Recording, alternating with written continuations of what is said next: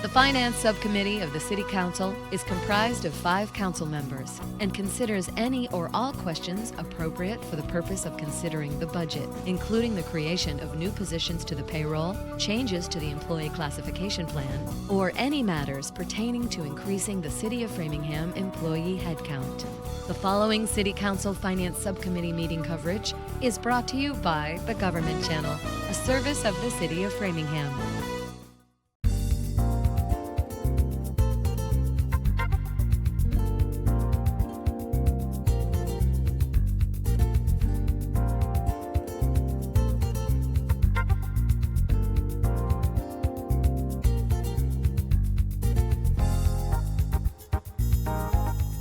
After 5 p.m., the City Council Finance Subcommittee will come to order.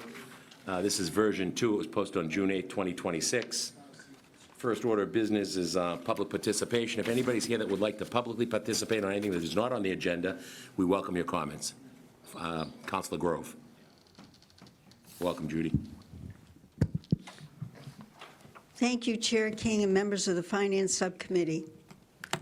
I'd like to speak to you about some important issues about Mary Dennison Park, particularly about its long-term maintenance, stewardship, and sustainability, and how it's going to be paid for. Mary Dennison will soon become one of Metro West's premier parks. It represents a major public investment by Framingham and an important commitment to recreation, youth activities, accessibility, environmental justice, and quality of life in South Framingham. But with large public investment come real challenges. Fundamentally, the city faces ongoing pressures related to staffing levels, maintenance capacity, and municipal financing. Large urban parks require continual attention for litter removal, landscaping, graffiti response, restroom upkeep, maintenance of playgrounds and athletic fields, and general oversight. As usage increases, so will these problems. Because of that, I believe it's now time to discuss the creation of a neighborhood-based stewardship initiative to support the park in partnership with the city. Importantly, this would not replace responsibility for the municipality. Rather, it would help supplement city efforts through organized volunteer participation, neighborhood engagement, and stronger communication between residents and city departments. Many communities across the country have found that parks with active stewardship groups often experience cleaner conditions, reduced vandalism, faster reporting of problems, stronger neighborhood pride, and more positive public use. A stewardship initiative for Framingham could include Friends of Mary Dennison Park, serving many purposes, including fundraising, history of Mary Dennison Park and the Dennison Corporation, possible sponsors, the History Center, the Cultural Council, periodic cleanups, the best part. I talked to Michael Croce. He'll set up a chapter specific for Mary Dennison. He's asking people to adopt parks. This is what he wants us to be doing. Youth participation, such as our own Youth City Council and the councilor from District 9, 7, and 8 who are most closest to the park, but also there's a junior park program for city parks. The kids can work as guides. They can show people how to use equipment. They can earn badges. It's like scouting. Better communication with Parks and Recreation and DPW. You find out quicker what's going on with people who are committed to the park with community-based oversight and reporting. It could help build a stronger sense of ownership and shared responsibility around this important public space. Mary Dennison has the potential to become not only a successful recreational asset, but also a model for collaborative neighborhood stewardship in Framingham. Thank you for your time. Thank you, Ms. Grove. Next speaker, anybody else in the room? Seeing none, I'm going out to Zoom land. Mr. Bloomfield, I will enable you to speak, sir. You got 3 minutes, Jerry. Mr. Chairman, can you hear me? Yes, we can hear you, sir. And your timer won't start until you start talking. How's that? That's good. It's nice to see Judy, isn't it? That was Ms. Grove, absolutely correct. She's in the audience with her husband. You can't see her, but she's here. Tom is with her? Tom is All with, right. yeah, okay, yeah. Right, no Okay, for crying out loud. On the table, now before you, this CBA should have been on your agenda months ago, not at the last minute. Again, showing poor insight, planning, and understanding as to the city's current shortfall of revenue versus expenses, thereby bringing about a last-minute, very stressful, high anxiety running through the community. Residents with their own cost of living problems. If this agreement is approved, rather as compared to rather being put on hold or paused until we see better, understand, oversee the city's impossible situation, then all the other city labor units will demand the same agreement, bringing about a deeper crisis. No good solution in hand. Then what? So that's all I want to say about that light item. I think you folks should know the impact of this approval. It should be put on hold temporarily. We're not going to keep things away from our employees, but we have to know where we stand and in a more intelligent way so we can at least explain it to our residents. Thank you very much. Thank you very much, Mr. Bloomfield. I'm impressed. Minute 45. Hey, Phil, Yes. I'm going to be back when line item 3 comes up, okay? Okay, Jerry, I'll keep my eyes open for your hand, sir. Thank you. Yep. Next order of business, we have, hello? What's the matter now? Let me just look again. No other hands up? No other hands up, okay. Next order of business, Councilor Cannon's going to be joining us remote. He got stuck in traffic and he just decided to be remote. Is there a motion to approve the minutes of May 13, 2026? Is there a motion? So moved. Motion by Stephanie, is there a second? Second. Second by Councilor Malik. Any further discussion? Seeing none, all those in the room, raise your hand. Voted unanimously, 4-0. Minutes of May 26, 26. Can somebody make a motion to approve? So moved. Is there a second? Second. Seconded by, motion by Stephanie, second by Councilor Malik. Any further discussion? Seeing none, all those in favor, please raise your hands. Aye. Voted 4-0. Action items, discussion votes. Order 2026-061. Upon the request of the CFO, referral to the Finance Subcommittee, consideration of funding authorization for the Framingham MOA for Local 1652 firefighters. It's the continued discussion from the 6/4/2026 Finance Subcommittee meeting. The councilors had requested to see the contract. And I believe that was you, Councilor Stephanie. Do you want to start off? Sure, I would make a motion that we approve. Is there a second? Second. Okay, I've got a motion by Stephanie, a second by Councilor Malik. Is there any further discussion? Seeing none, all those in favor, raise your hand. 4-0. Next order of business, Order 2026-062. Upon the request of the CFO, referred to the Finance Subcommittee, consideration of the funding authorization of a Framingham MOA for Local 1652 Deputy Fire Chiefs. Continued discussion from 6/4/2026 Finance Subcommittee meeting. Same thing, the request was made so they could review, we could look at the contract. Is there a motion? I move the request. Got a motion by Stephanie to move the request. Is there a second? I'll second. Second by Councilor Malik. Any further discussion? Seeing none, all those in favor say aye. Voted 4-0. Thank you. Sorry you guys had to come back another night. Number 3, Order 2026-045-002. Continued discussion and consideration of the proposed fiscal year 2026 budget compensation schedule. Where do you want to start? I know the MMA will wait on that. We've got that information, but that's for one Councilor Cannon. I want him, he wants to look at that also. Weren't we working down the list? Oh, yeah, we'll go down the list, sure. Yep.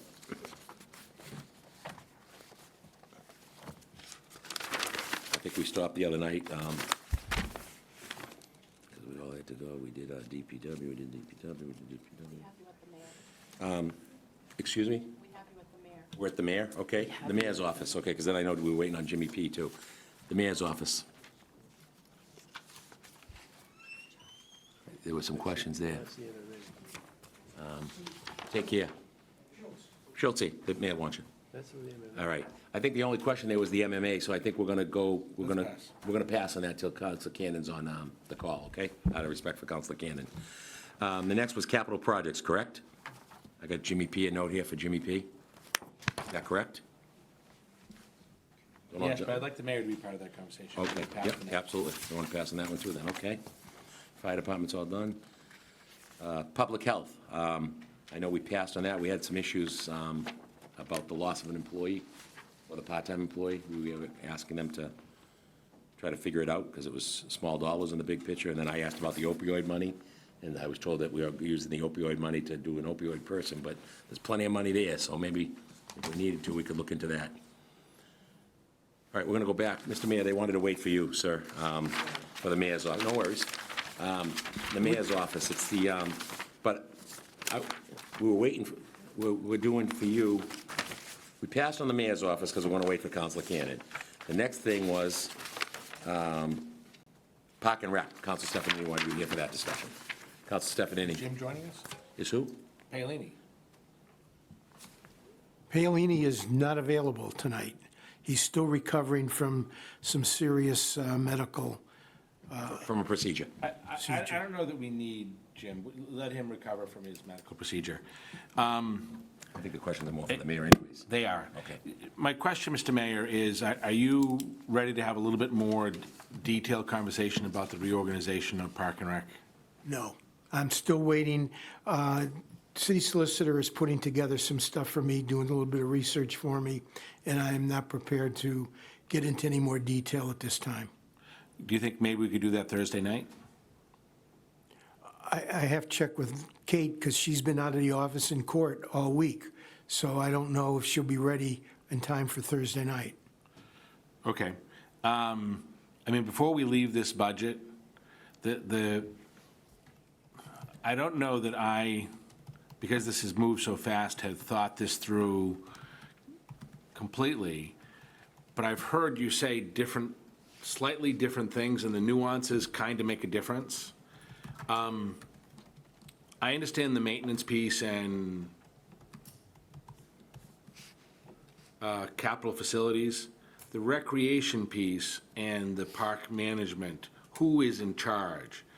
That's really, when we get back together and when we talk about this, really the question I want to talk about is, at the end of the day, who is? Well, we talked about that this morning, you and I. Yeah. And you were going to get back to me with some information, and I'll get you I'm chapter going to do 40. the same thing, but it's been so busy today that I haven't had a chance to do any of the research I wanted to do. I'll get you stuff before Thursday. Okay. But all I really want is some, Point of information, Councilor King. could someone clue us in on what this opinion, whatever is, that we're talking about? Well, because there's only two guys in the room that know about All it. right, so, I mean, I think if we're gonna talk about it, we should know what the issue is.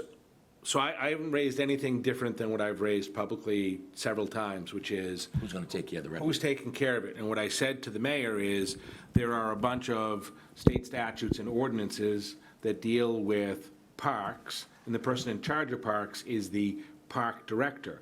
And so my question is, who is going to be the person designated as the park director that's signing the license? Not the staff figuring it out, not the staff looking at it, but at the end of the day, when somebody wants to use Cushing, who's signing the application? Who's the person accountable? And if that is, my suggestion is, eliminate the deputy director position. Make her the director, and you've filled both roles. But at the end of the day, somebody has to fill the role to be able to license those facilities. And I just want to make sure it's somebody who understands parks and somebody who's accountable.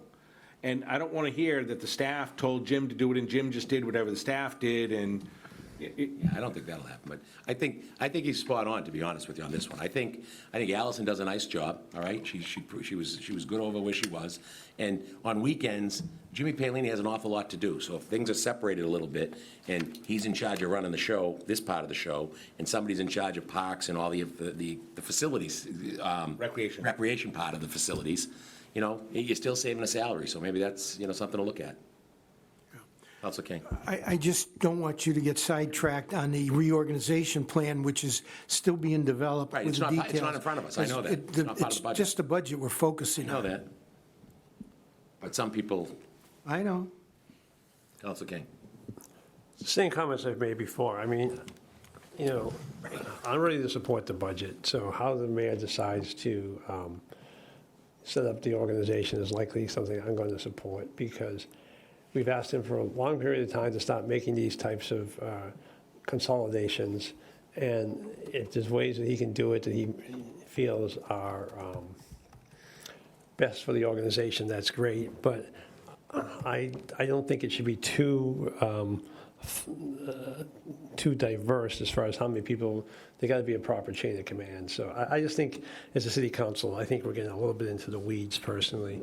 I have confidence that the mayor can figure this part out, but I would support the budget itself. So I'll make a motion that we support the Park and Rec budget as presented. So, Mr. Chairman? Yep. Second, can we just get a second for discussion? I'll second it for discussion. I'd like to see us, I won't speak because I won't be able to move the table. I would move we table this until after we have further conversation with the mayor. That's Thursday night, correct? That's Thursday night.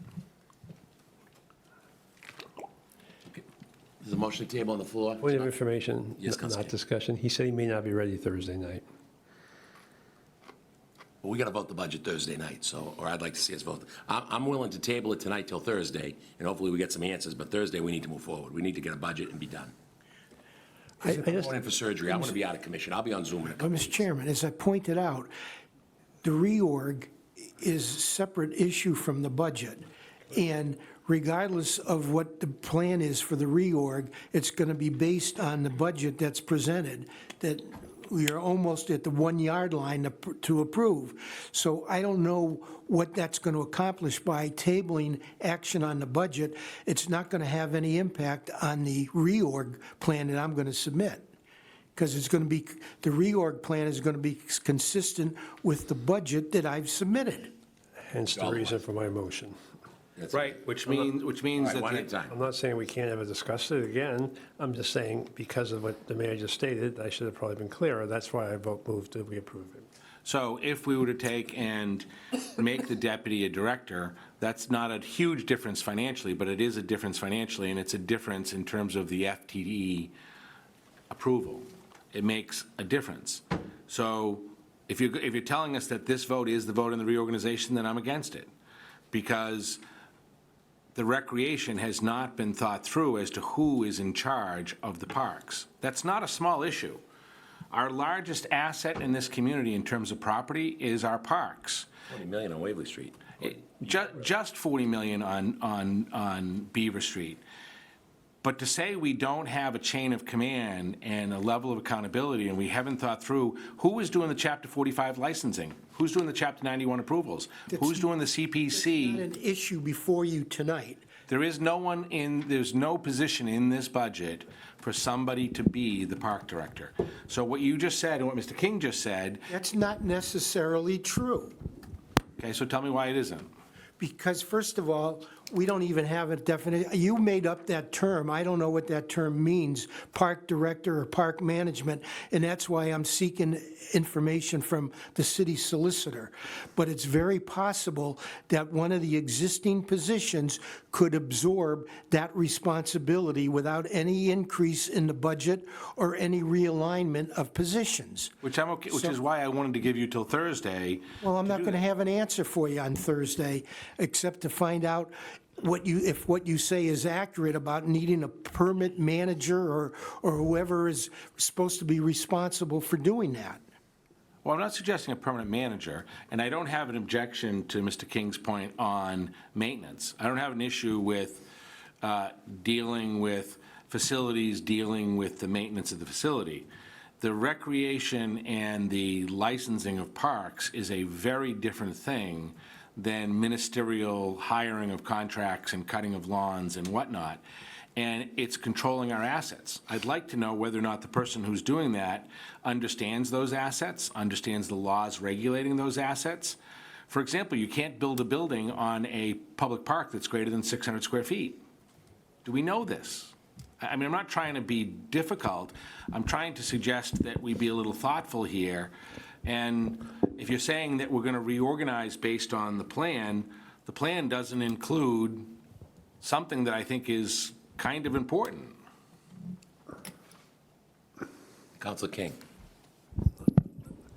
This conversation, I don't want to characterize it. It's none of our business, in my opinion.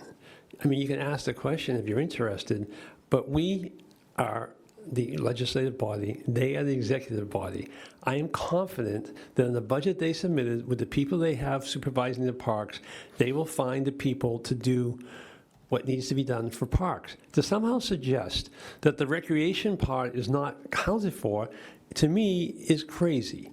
There is a recreation director. There's an assistant director. There's going to be a supervisor over the whole department, Mr. Paolini. There are plenty of people there to run the parks. One position is missing.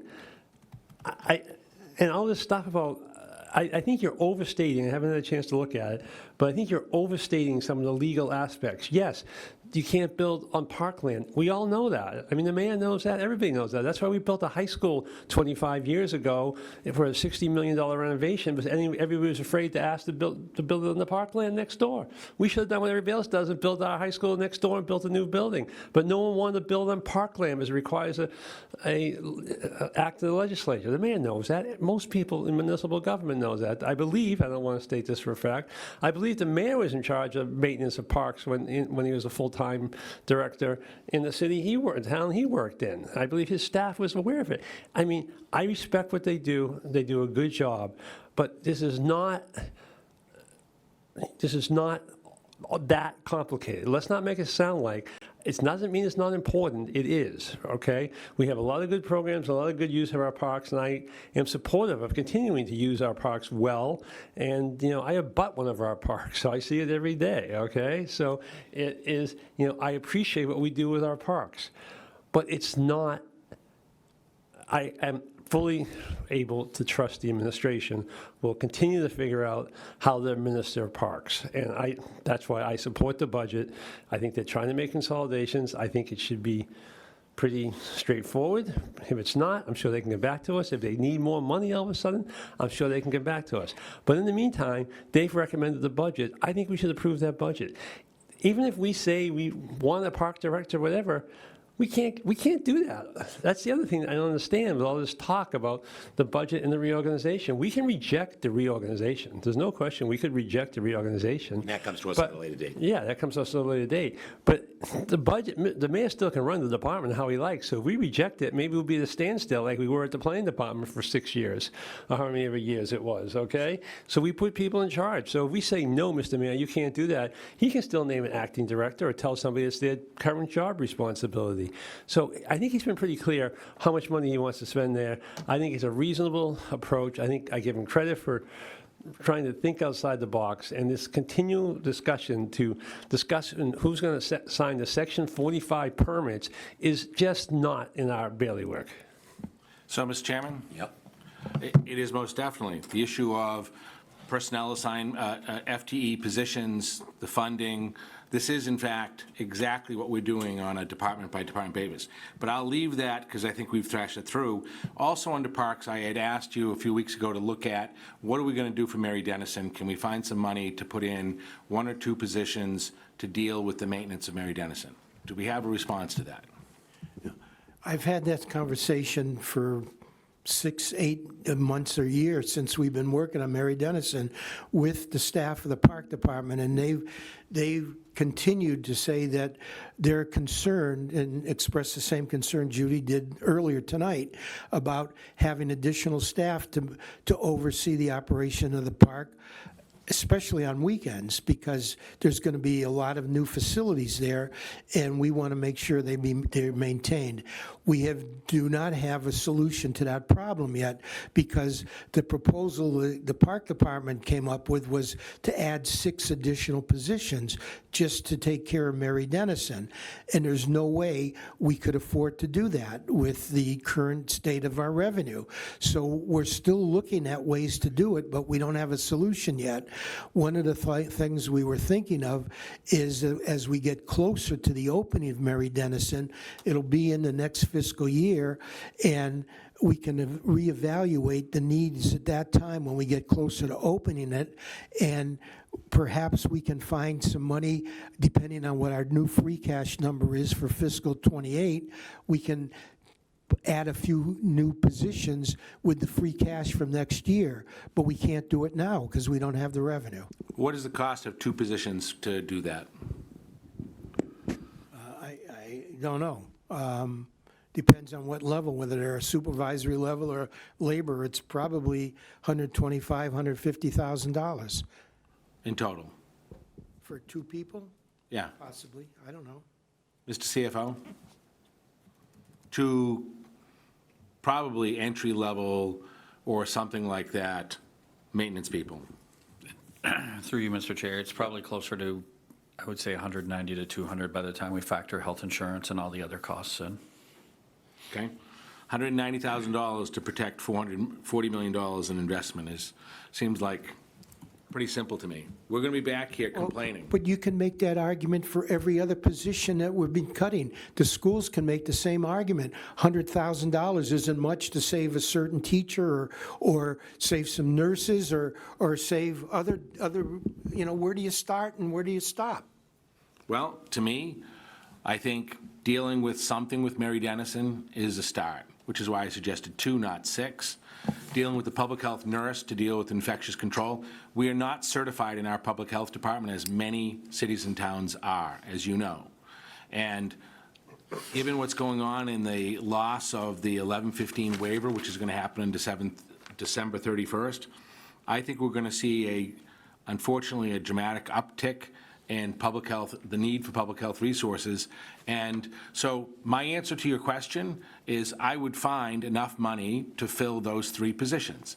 And if we have to... If you remember, the original budget I submitted to you called for a 4.5% tax levy increase and use of $14 million of free cash.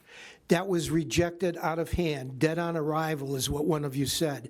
So, and then you voted to recommend to me to come back with a budget that had 3.5% increase in the tax levy and a $10 million cap on free cash.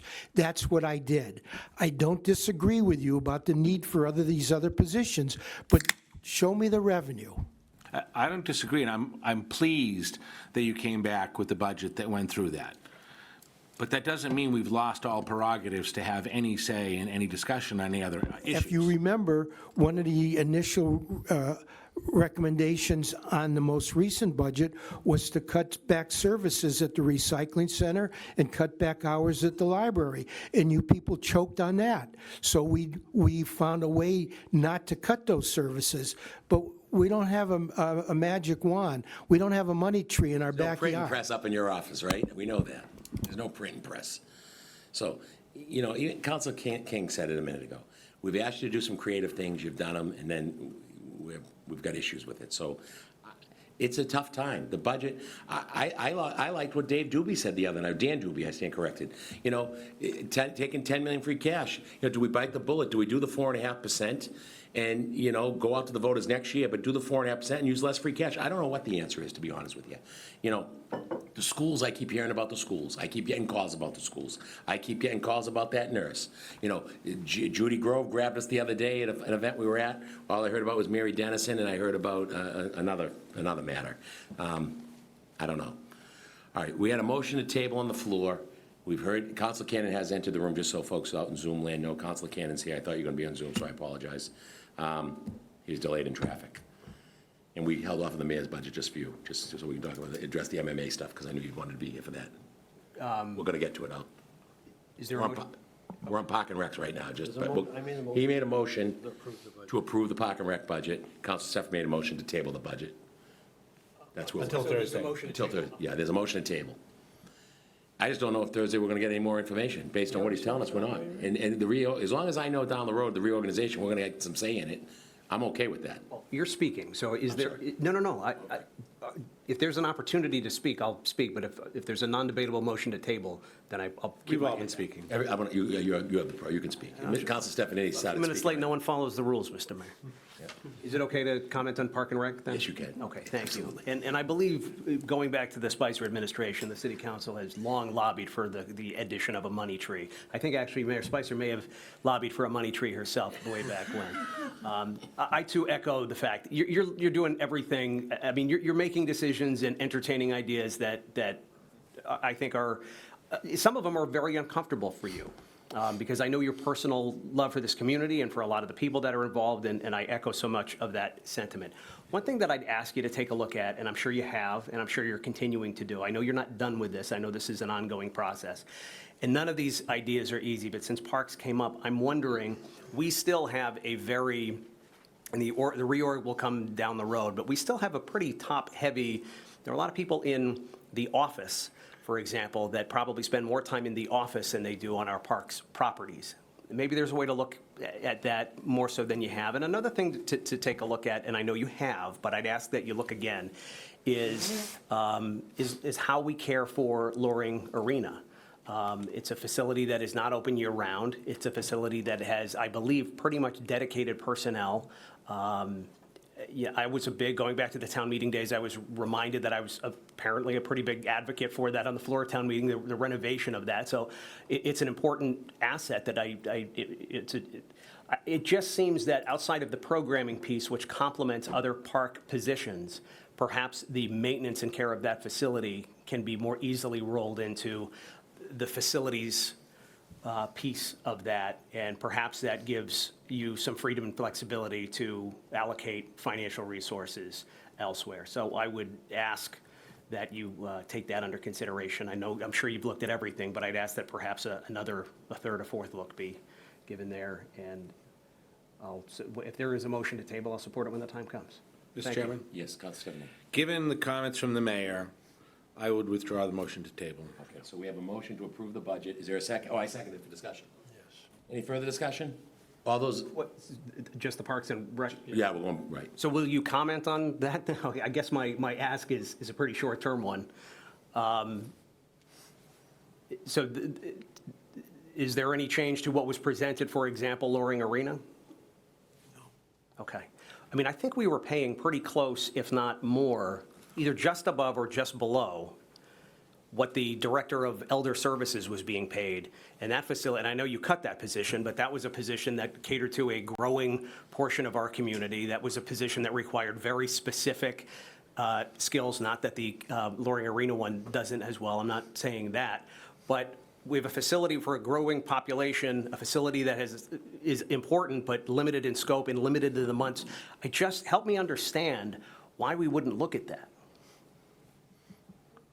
You're talking about the staffing at Loring? I'm looking at the dollar signs. Don't forget, Loring Arena generates a lot of revenue. Right. Not quite as much as it takes to operate it, Right. because that's why we canceled the enterprise fund, because we're subsidizing it every year, but it generates a lot of revenue that goes toward offsetting most of the cost of operating Loring Arena. And we've looked at the staffing there, and we think it's the right amount of people there. I mean, it's not top-heavy in any sense of the situation. Well, maybe I'm behind and wrong, and I'll appreciate the correction, and I'll apologize if I'm wrong. How many months a year is Loring open? Mr. Mayor? It's closed for the summer months. So is it open so is it, it's It only... opens in early fall and closes in late spring. Okay. And are those staff engaged in other positions other They than... spend the summer maintaining the equipment there, which is the original equipment that was put in there when the place was built. Well, not all of it is, but okay.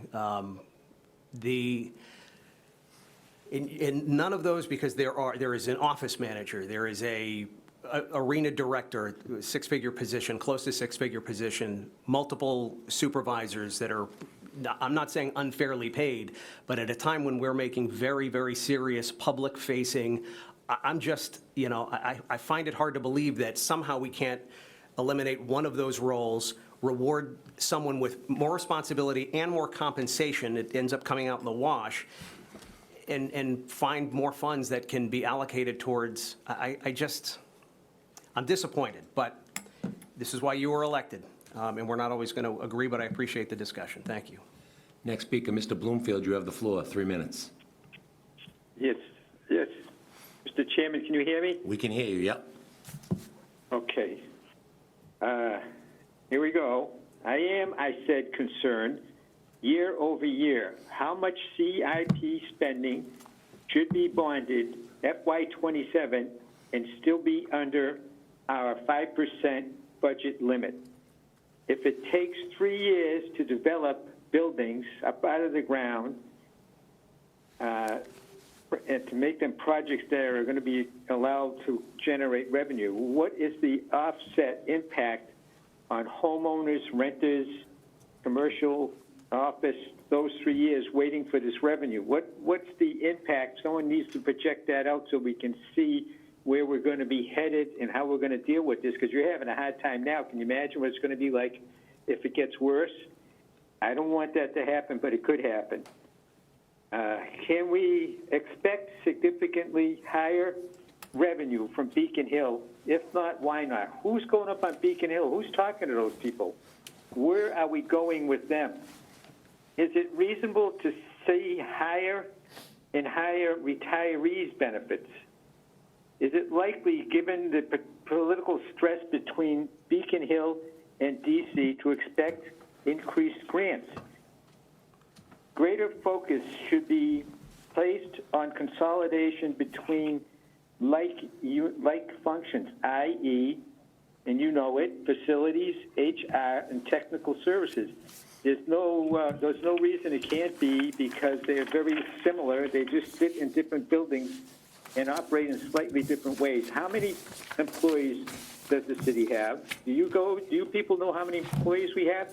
I looked at the compensation list that was part of the firefighters' information. There are a lot of people in a lot of departments, and I didn't realize how many there were, but you should get your hands on that and see what that's all about. Is there a cross-training employee program being established? Resident sacrifice must be joined by city employee sacrifice. City employees should only be allowed to be laid off as a last resort. All non-essential spending must be eliminated until further notice, starting now, if not sooner. Any and all cost reduction ideas by residents and or city employees should be recognized at city council meetings and school committee meetings to show that people are thinking about how to save in reasonable ways in the city. A doable budget solution must be advanced ASAP to bring down the homeowner's property tax to the 2.5% that I've talked to you before about. This can be adopted simply by rethinking the GIC health insurance premium payment method, by utilizing, again, a shift increase, in this case, from 75-25 to 50-50. The sacrifice spending agreement is what I'll call it. Employees share in restoring, freeing up otherwise GIC spending to reduce excess tax levy onto residents who are Jerry, it's 3 minutes. Already. You're over 3. You got to wrap it up. I'm just about done. Okay. Our residents are already strapped. You should talk about that in public. Who's watching out? Who's monitoring it? Who's measuring how strapped they are? You know anything? We do not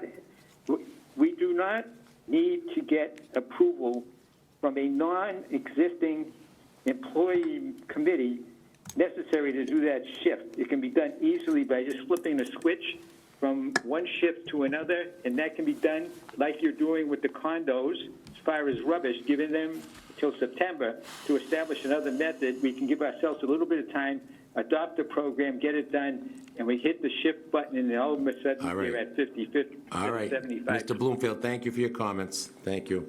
Got to wrap it up. Thank you. Yep. All right, we got a motion on the floor. We've got a second. Any further discussion? Your microphone's off. Oh, sorry, thank you. Council King, I'm sorry, anything, Council King?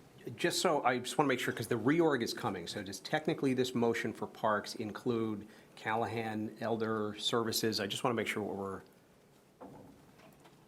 The budget in front of us has positions that are eliminated, correct? But it's just a park, it's not the Callahan. But Callahan will be in the library budget when we do that, so even... It's off the sheet that we're using. We're using the sheet. So it's just, Looking at the sheet. It's not accurate. Okay. That's why I'm asking. What's not accurate? The pot? The budget that's in front of you, As position- Each individual, just like in past years, the individual departments are listed separately. Correct. No changes. Correct. The whole division is If you're looking at the first document we did, they were separate. This document, the current document, they're together. I mean, vice versa. Vice versa. Sorry, I got mixed that up. So this is Parks, Callahan, we'll do Callahan separately, even though the reorg hasn't happened yet. Okay, we've done it a few So different if you're ways. looking at the original spreadsheet, What original, John, you're not being He wants to helpful. talk about what we're doing right now, is what we're looking at. He wants to know if this park budget that we're voting on right now includes Callahan. It does not. That's all I needed. Thank That's all you he very wants to know. much. Correct, right, Mr. Mayor, Mr. CFO?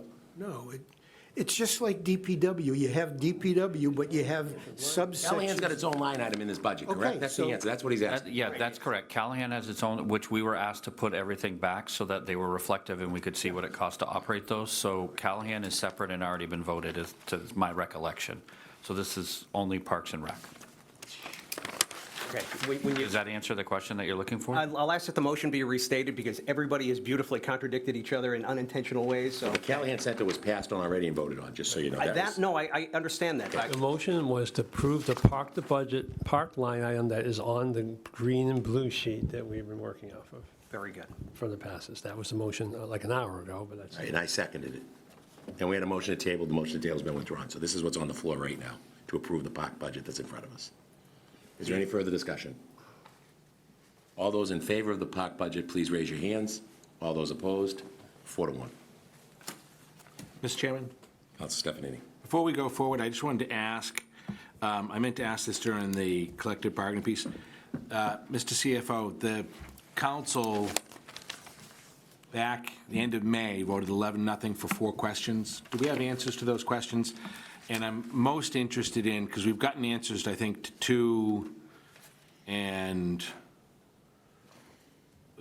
the 2 that we really haven't worked on at all is, have we gotten an estimate on our collective bargaining agreements, or what we have some visibility as to what our budget looks like next year on those things? So we are, through you, Mr. Chair, I'm sorry.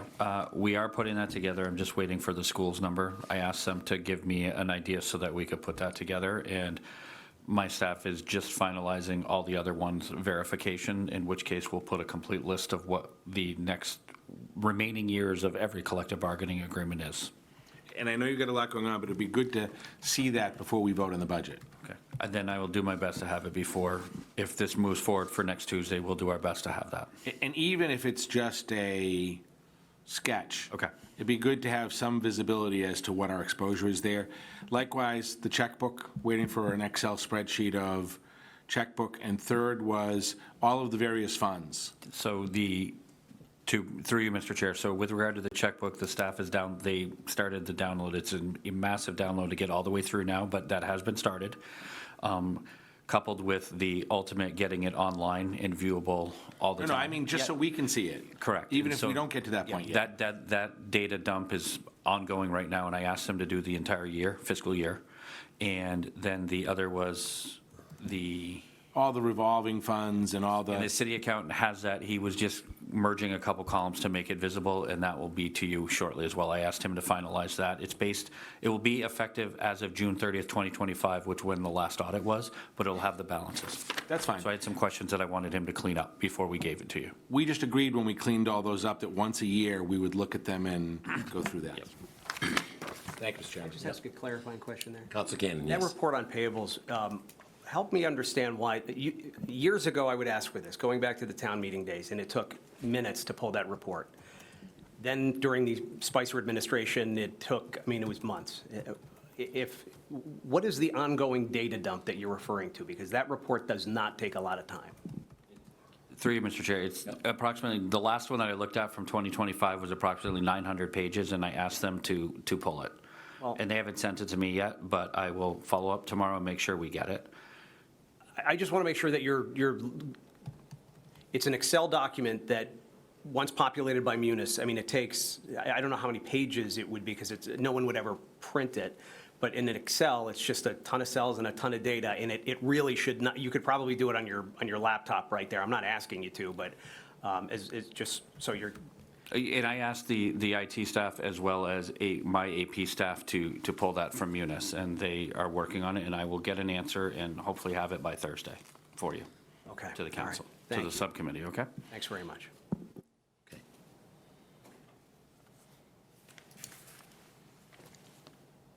So the next open item was the mayor's budget, correct, Kathy? Yes. All right, back to the mayor's, and I know that had to do with the MMA. Whoever would like to talk first? We got a new report. I'll start. Okay, Councilor Malik, thank you. I appreciate this report. It didn't include webinars that I've joined. I don't know if other city councilors have, so just throw that out there that I've definitely really appreciated the ability to participate in the MMA ever since I was elected as somebody who is newer to elected office. And I've found some of the regional gatherings as well as the larger one in Boston to be really useful. And some of the webinars I have found also to be useful. So I really personally appreciate it. And then I'll also just say that I appreciate seeing that there are staff who are taking courses on AI, because I really think that that's something that needs policy and guidelines. And, you know, I've brought it up before, but just to know that they're also acknowledging that it's something they need to know more about. I appreciate them participating in those workshops. So I fully support our membership in the MMA. Councilor Cannon. Thank you, Mr. Chairman. Thank you for the additional information. So this memo, Mr. Tessino, was about 40% higher than the first memo that you gave, so thank you for the corrected version. Are there any other costs involved with our reliance on the MMA that are not in this document? No, that was everything spent for the last fiscal year. Okay. So there are no hotel expenses, lunches, other expenses that relate to going to the MMA conference, for example, but aren't tied directly to our membership in the MMA? You know, we told all the division heads if they attend the MMA, they can only stay over and pay for hotels if they pay for the out-of-pocket themselves. Okay, so this is the grand total. I'm just trying to get a sense, because I've asked this question a few times, and it tends to change. So thank you for the clarification. One of the things that I noticed, and I was interested in, aside from the cost, in peeling back on how we're relying on our MMA membership, is how does it overlap with our onboarding process for employees? And we seem to rely on these tools a great deal, but I'm wondering how that complements our overall employee training, nurturing, and onboarding. One of the things that puzzled me was, it was someone, I think it might have been the citizen participation officer. I was asking for some piece of information, and that person who is on this document a lot, taken a bunch of webinars, gone to some 1, 2, 3, 4 in-person, I don't know what those are, but I don't know if they're at in-person events that's listed as. But when I asked for some information, there was some resistance. It was the contact information for our appointed members of boards, councils, and committees. And she was uncomfortable giving me the phone numbers. Historically, that had always been done in the various versions of the reports that were done. And she asked that I speak to the mayor about it. I was kind of puzzled by it, and I sent along a copy of the ordinance that this council passed years ago, which not only says the council has access to it, but that the contact information for all members of municipally appointed boards, councils, and commissions, as they were in the town meeting days, are posted to the city website. They never have. We've really struggled with it. And this is a long walk for a ham sandwich. This is a long way of saying she had never seen that ordinance before. So while I appreciate that we're relying on the MMA, I worry what we're not sharing with our own employees, particularly ordinances that are directly related to the roles and responsibilities that they have. And that's just an example from the mayor's office. There are others. So I was interested in this. But I think this is one of those things, our membership in the MMA is, I mean, everyone likes going to a trade show. A lot of these webinars and events are done by vendors that are in the business of selling their products and services to municipalities. A lot of the people that participate in the webinars or the in-person breakout sessions are there's a law firm. If you're a small municipality and you want to hire a law firm as your city solicitor or town council, that's kind of how they sell and package the MMA participation. And I think when times are good, maybe there's some value there. I think for a long time, certainly not in this administration, a long time it was a great field trip and a day out of the office, and I think we were pretty lax with hotels and lunches and meals, and it was a day and night out on the town. And you're nodding in agreement, so I think a lot of people had a lot of fun at the taxpayers' expense. So considering that, and considering that you've known for at least a year that these very simple questions we're going to ask, and I've gotten 2 versions of these documents which were not telling the entirety of the story, we don't seem to have a really solid plan of how we're going to capitalize on what we have access to as members. No one has been able to point to policy changed practices that were undertaken with any specificity, or local legislation that was filed, a new ordinance or something, because of what we gained through our knowledge there. And it's not a very transparent organization, as I know we've discussed in the past. But spending, 25 grand for networking, and I just think is a luxury that I'm surprised is something that has been as you cut other personnel, I'm puzzled that this is the hill on which to spend such a great amount of time. So it's disappointing. Councilor King. So I'll follow up with my own feelings about the MMA. I was an advocate for before, and we were not in it. And I agree generally with Councilor Cannon, and I also appreciate the information you gave us here today, because I think it somewhat proves the point. It actually stuns me how few, a couple of things. Let me start one place. Let's start with the annual conference. It's stunning to me that nobody went to the annual conference other than city councilors and it looks like the citizens participation officer and the mayor and the COO. So, because Councilor Cannon is correct, and I give this administration credit, because in the past it was a free vacation for the weekend to Boston and the taxpayers, okay? A lot of people went, a lot. And I'm talking 15, 20 years ago even. And a lot of people stayed overnight for 2, 3 nights. So you guys have done a very good job, at least controlling that expense. But it's also interesting when the 2 or 3 night, granted there were different people for the most part working here now, but it's interesting that the 2 or 3 nights aren't there that the people aren't at the conference. So looking at the relatively few number of people, I counted about 20 or 25 people in the entire city employment who utilize this. That's a per person of about $1,000 per person.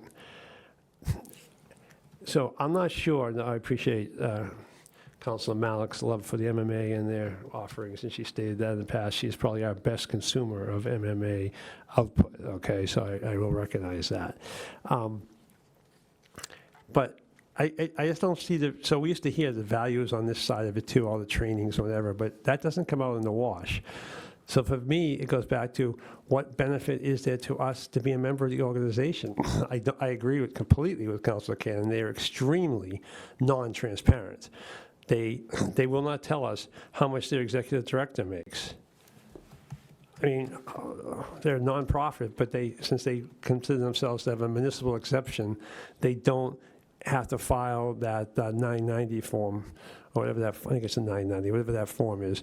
They don't have to file that. And I think it's a interesting exception, because I don't really see how they get a municipal exception, but they do. And we don't know how much their executive director makes. We don't. It's crazy that we would be a public organization paying into a public organization that won't tell us that information. I mean, and we talked about it. The mayor set up a meeting with the current executive director here that I actually attended a year or 2 ago, and they had all sorts of reasons why not. They didn't want, I think part of the reason, this is one of the things that I think we struggled with here when we became a city, when we made compensation very clear to everybody. They don't want the other people at MMA to know how much their colleagues are making either, to be honest with you. That's certainly one of the things, because they said it was proprietary and would hurt them and if they give out that information. So the lack of transparency is, one problem. The other problem is their advocacy, for the most part, has been weak and ineffective. And for the most part, the municipalities in the state have different interests. So what benefits some of the people they advocate for doesn't benefit others at all, especially around things like Chapter 70. So I think their overall advocacy in that area has certainly not been helpful to Framingham. We've been a big recipient of Chapter 70 increases over the last decade plus, but has nothing to do with the MMA. So given all the cuts we've made and given all the complaints, which are understandable, because every Commonwealth community for the most part is having that situation, I agree, it's $25,000, but I just don't see the value we get in it at all. Well, I'm going to just, I took some housing webinars, and my name's not on there either, so I don't know how they keep track of that, but they were free, you know what I mean? I'm not going to, they were free, when we get the emails, so I took a couple just on housing and some issues like that. Anybody else? Want a motion? Well, we're on the mayor's budget, correct, so we need a motion. So I'll move that we delete the amount allocated or requested for Massachusetts Municipal Association membership. Second. Any further discussion? Mr. Chairman? Councilor Stephanie. Your mic's off. I wouldn't necessarily disagree with a lot of Councilor King's assessment of the organization. It is clandestine. They don't necessarily put their salaries online, but you can't be the pot calling the kettle black. And their advocacy is not necessarily in line with us. That said, it is a good piece for certain groups of people, like the mayor's group, for mayors to meet with mayors. It's a good resource group for getting research and some other things. So I think you're right. I think it does have its limitations to us. That said, for the relatively small amount of money, it seems why take a tool off the table that the mayor thinks is important? And we just went through this whole lecture about letting the mayor be the mayor and the mayor manage and everything else. If it's an important tool for the mayor to be able to network with other mayors, if we do nothing else, that seems to me to be a valuable resource. And I know maybe a dozen of the state's mayors, and they use the mayor's group as a pretty serious group of people to have conversations and meetings around topics. And they may not be the MMA proper, but it has some value. And I do know that the research can bring some value. I mean, I have voted, I don't feel very strongly about this.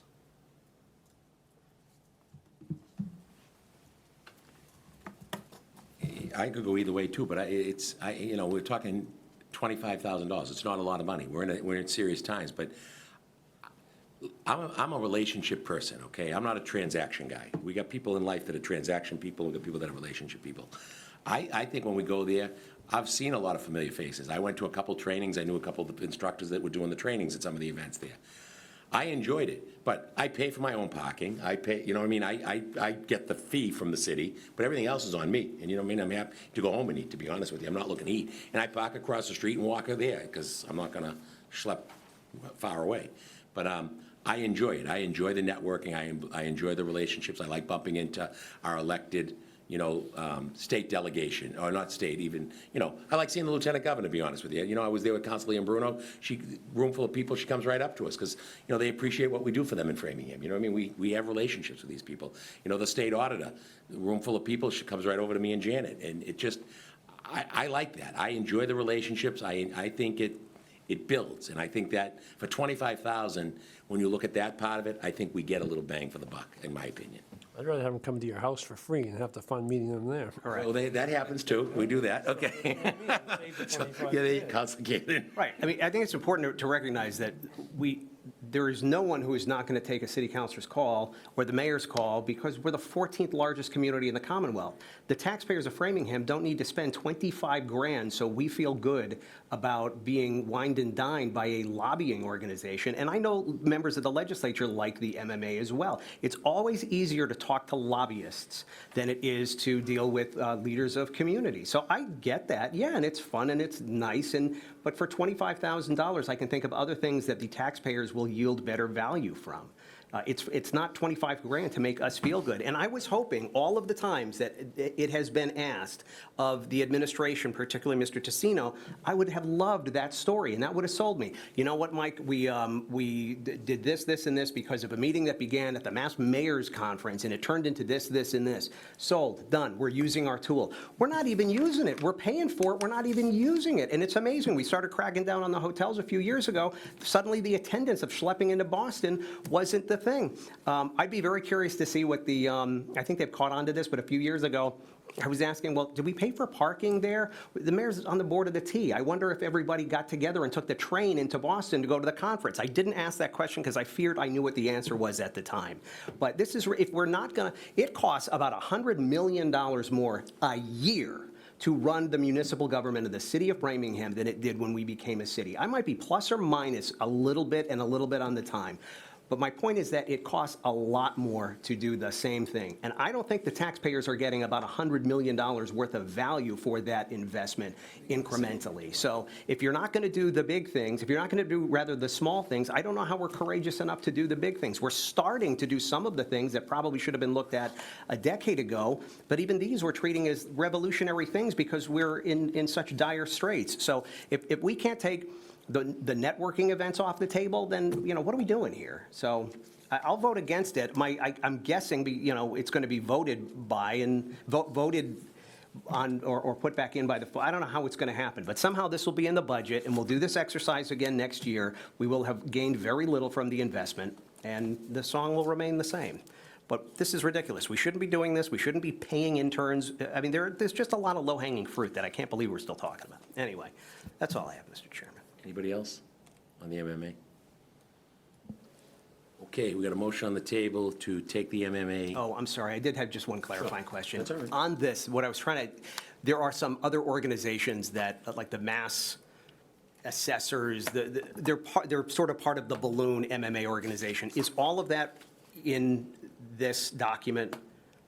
Are there anything, I think there was something from accounting, you know what I'm talking about? The only organization I know of MMA is MMHR, which is the HR version of a separate subcommittee of MMA.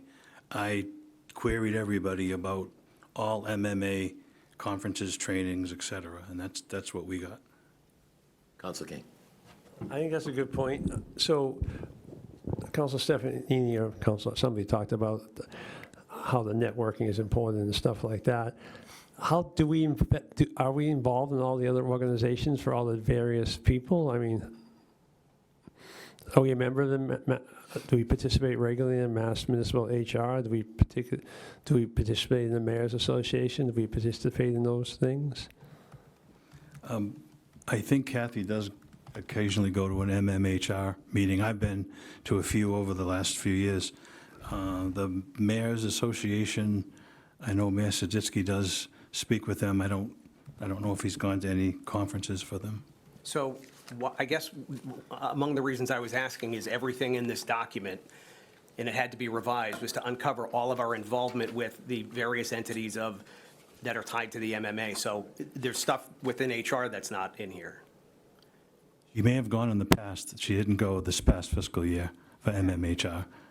So whatever we did for MMA, any sub-organizations is on this list. Okay, so Doesn't the MMHR meet monthly or quarterly?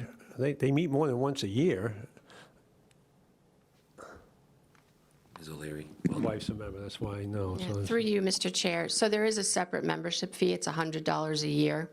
to join MMHR. You can actually join it if you are not a member of the MMA. They do have typically monthly offerings. Some of them are sort of more training-based, and some of them are more network-based. They have, once a year, they have a governance meeting and more of a networking event. They also do run a boot camp type of event that is for new HR individuals. Last year, one person from the department did do that. I apologize, I misunderstood. So I did not share that piece of information with Mr. Tassino because in my mind, MMHR is a separate entity from, in my mind, MMA, because we would still belong to it whether we're part of MMA or not. So the fact that that was omitted is probably my fault. It's $100. Yes. Okay, so I'll ask for the fourth or fifth time now. Is there any, thank you, Ms. O'Leary. I appreciate that, and that makes perfect sense to me. Thank you. Thank you. Are there any other fees that were, or expenses or products that we're using that are not on this document? That should be, like what Ms. O'Leary has just referenced. We ran a munis report for everything paid to MMA, and that's what we came up with for FY '25. That's okay. I'm sorry. That information is very helpful because it shows me again, so the fact that she can still join that sub-organization $100. for $100 further devalues to me the 25,000 or even the 17, 18,000 to be fair as the main membership fee. I will gladly, I'll gladly pay that $100 if that's of value personally.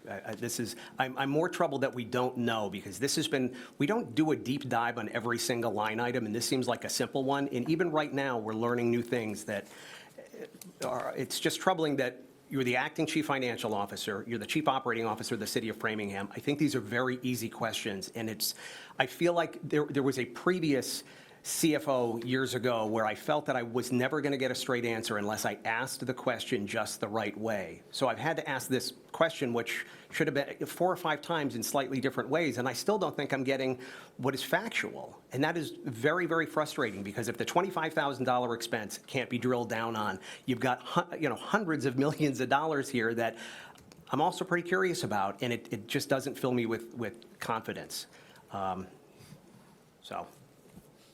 That's everything we spent on. That's what you asked for. That's what we spent for the MMA for FY '26. Thank you.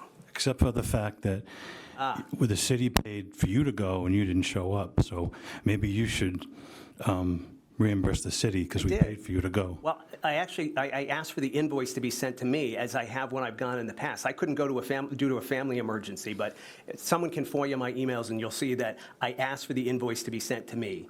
And I did pay it. I wasn't able to go, but I believe it was paid. If it has it, that is on me. You can, if it's easier to deduct my, that's fine. I agree that it should be they pay me $5,000 as a stipend to do that. That's part of what it's for. Mr. Chairman. So I appreciate the gotcha, but my intent was to pay. You should know that. If I'm concerned about the performance of the COO, should I start bringing those items out here too and what he does and doesn't do?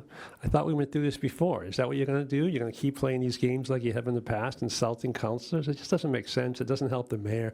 It doesn't help anybody else. I find it disgusting. You've done it before. I don't know why you can't control yourself. I really don't. Okay. All right, we all done. We got a motion on the floor to take the MMA out. We have a second. Is there any further discussion?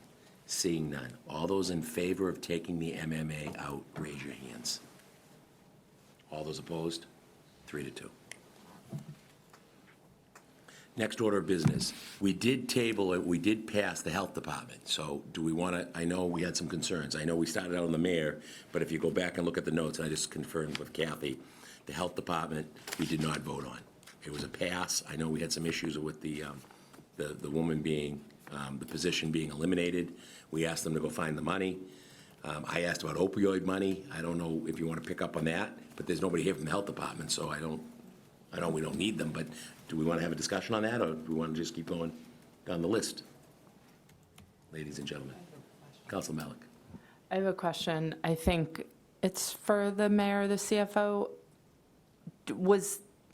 The money was eliminated for all of the per diem nursing, but then some of it I thought was put back. Can you just clarify what money for per diem nursing, if that is included here in the budget?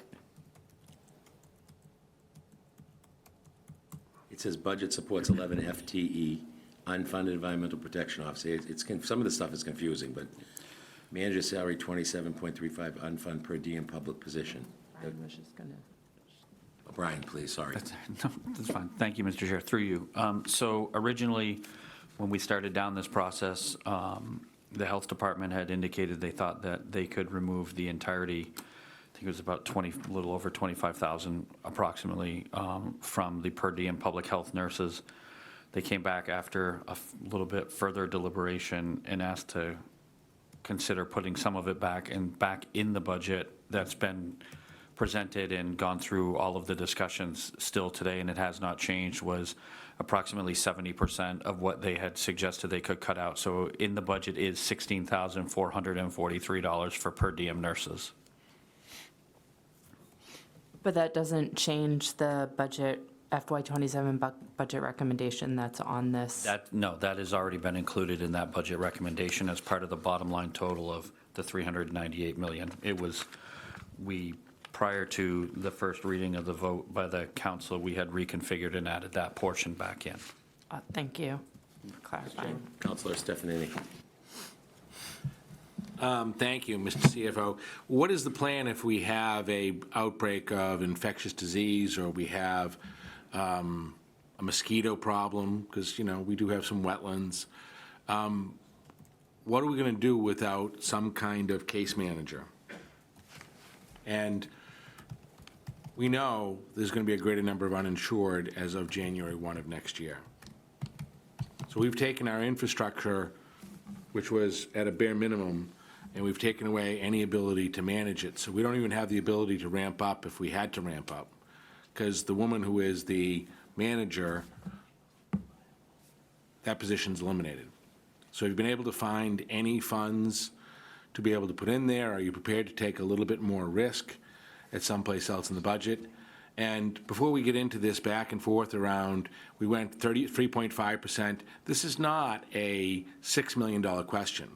This is a $60,000, $70,000, $80,000 question, and it's a question of risk. And as we've gone through this budget, we've heard lots of risk. Most of that risk, I understand, and I appreciate you taking it. A couple of these areas, I don't think the risk is worth the reward. Thanks for finishing my sentence, Mr. Chairman. I knew exactly what you were thinking on that one. Mr. CFO, you got the floor. So through you, Mr. Chair, I think that the Director of Public Health is actually on his way down to answer that question for you. I think that the budget that we presented, they understood the risk when they had eliminated the general fund portion of that position and had asked for us to put back some more of the per diems as a way to manage that risk. And so that is what we did, and I think He's right here. he's here right now to further Welcome, Mr. that, Murphy. continue that discussion. So I'll defer to him. Councilor Stefanini, you want to follow up with those questions? Bill Murphy, Health Director. Thank you. Thanks for coming down. Can you just repeat that question? My question is, how are we going to deal with, without a manager, without greater infrastructure in place, how are we going to deal with what we know is likely in terms of spread of infectious disease, mosquitoes, the loss of health insurance for probably several thousand people in our community when the 1115 waiver expires on December 31st? We're simply unprepared for something like a pandemic, but with the per diem nurses, I think we can meet the bare minimum. We would rely on probably some more regional support. We are part of a shared service agreement with a number of towns, so just like your fire department has regional agreements, we have a regional group that would offer some support as well. But again, for something big, we would be unprepared, but something that would spike, I think with the per diem nurses, we're in a good position right now. So I appreciate the regional discussion, but like our fire, like our police, we are the region. So, we don't get a lot of, we get some, but looking for us to look to Ashland, Holliston, Hopkinton, Sudbury, Wayland, maybe Marlboro, but not a lot of big communities with a lot of staffing. And so are you here saying you're comfortable with the risk that's being taken here, and I mean, if you have to ask me what we need, we really need another nurse, we need another inspector, but I don't think in this climate we're going to get it. So we do what we can with what we have, and to get the bare minimum done, so. how many of your counterparts cities are certified? Are certified, like I'm sorry. Certified health department? In Massachusetts, there's only a few accredited health departments. There's only about four or five. We're so far away from sort of accreditation that we wouldn't even come close to accreditation with the staffing levels that we have. Okay. I appreciate everybody looking to do their piece. I see this as a risk too far. Council Cannon. Thank you, Mr. Chairman. And Mr. Murphy, thanks for running down here. Sorry about that. The position that was, I agree with what's been said about nurses, but as a son of a nurse with a lot of nurses in my family, as we all do actually, I don't think anybody won't advocate for more nurses on our staff. But there was a community health program manager position that was eliminated. Help me understand the funding that was attached to it. I think I have misunderstood it. Did we pay for most of that and a small portion was grant funded, or do I have that backwards? 3 grants contributed to that position, and the city paid about 27% of that position. So it said 27.35 GF on the sheet. So I read that as of the salary, 27% was funded by the city. It's 27 since it said GF, 27% was funded by grants. 27% was by the city. Okay. The rest was funded by grants.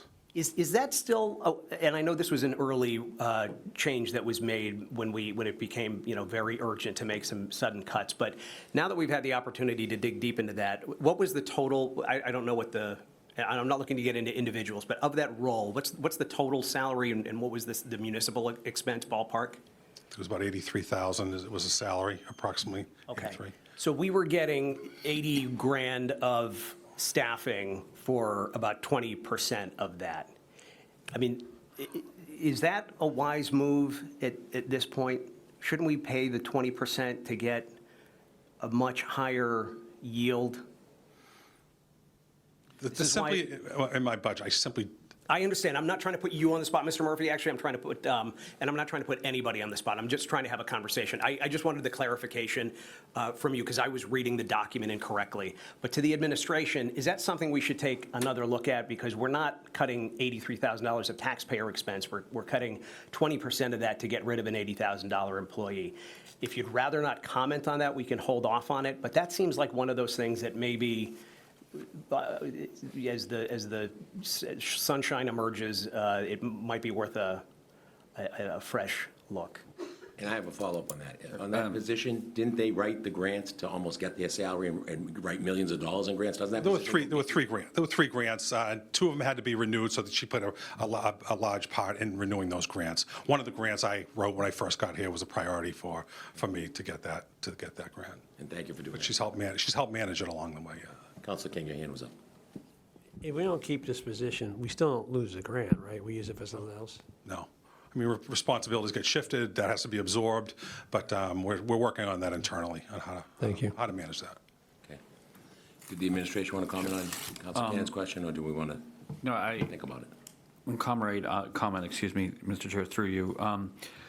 I think one of the issues, at least with one of the grants, as I understand it, is there were some changes relative to what we could use the grant for, and maybe the health director can comment on that, which potentially may have the impact of requiring a larger percentage into the general fund if those changes were in terms of what we could charge against administratively. So I think everything was taken into account to understand it, and when we made it, and I don't think we made it in an easy way. It was understanding what the grants were.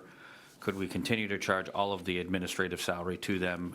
As I understood it in all the discussions, one of the grants, at least one of them was changing slightly, which may have impacted how much we could be charging. So I think everything was taken into account. It wasn't just arbitrarily done in a haphazard way. It was done with thoughtful discussions with with the health department as well, and them looking at it and then making that recommendation, understanding what we could do with those grants. And if the health director has any additional follow-up, he certainly will welcome it.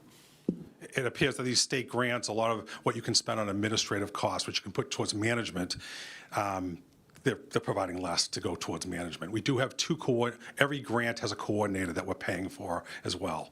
So it's not just the management of those grants, but it's also, each coordinator is going to have to absorb some more of the management portion of that, so. Okay, all right, We're thank not you. losing the grants or how they operate within the city or the services that they provide. Well, it's the services that, I just want to make sure that we're not, because I always worry about having salaries based on grants, because you never know what's going to change. And if we need that position, let's have a plan to get it in the budget to do so. But on the surface, it's like we're spending 22 grand to get, 80+ thousand, and you're short-staffed as it is. I mean, I'm hopeful that we'll reconsider, and as we do that, look more again at what we're able to spend those dollars on and how to best utilize them. But thank you for the insight. Any other questions for the Public Health Director? Anybody else? Okay, thank you, Mr. Murphy. Thanks for coming down, too. So we have that budget, the Public Health Department budget, we passed on, and I just went and looked at the cheat sheet again. The library, Loring Arena, I know we jumped to the mayor, but those two we really haven't acted on. And we did Park and Rec earlier tonight, just so we're all on the same page with this. I would move approval of the library. Well, no, why don't, we're on Public Health, let's finish let's I'm find sorry. out what we're doing here. On Public Health, is there a motion to approve the Public Health budget? Second. There's a motion by Councilor King, a second by Councilor Cannon. Is there any further discussion? Seeing none, all those in favor of the Public Health budget, raise your hands. It's voted 5-0. Okay, the next line item was library. There was a pass, and I think that had to do with reorganization, just like Loring Arena. I think there was a pass because of salaries, but I'll we'll move start with a library. favorable recommendation of the library budget. I got a motion to approve the library budget. I have a motion by Cannon, a second by Councilor King. Is there any further discussion on the library? All those in favor of the library budget, please raise your hands. 5-0. Then we had Loring Arena. Well, I just looked at Kathy's sheet to confirm my sheet, and she has the votes. So, it was Marion's sheet before it was Kathy's sheet, so the joint sheet. So Loring. Yep. So Loring, is there a motion to approve the Loring budget? Or line item, or the Loring as approved or as submitted? So moved. When are we're meeting again? Are we meeting Thursday? Thursday night, Okay. yes. I would ask that we table this That's fine. until then and ask the administration to just take, I know they've done it, but as we're now not squabbling, this is all thoughtful, but we just talked about a health department position, an important one. They're all important. Every municipal position is important, but we couldn't find the $22,000 to fund a community health program manager position. You're advocating the networking events, and we disagree there, but I just can't, there is room in a number of these budgets without impacting public services. I believe that Loring is among them, and I am a big supporter of Loring, and I also don't think the qualifying criterion should be whether or not a division or a department generates revenue. Because if you start triaging and prioritizing your municipal budgets based on what generates revenues, you have a place to live, but you don't have a community.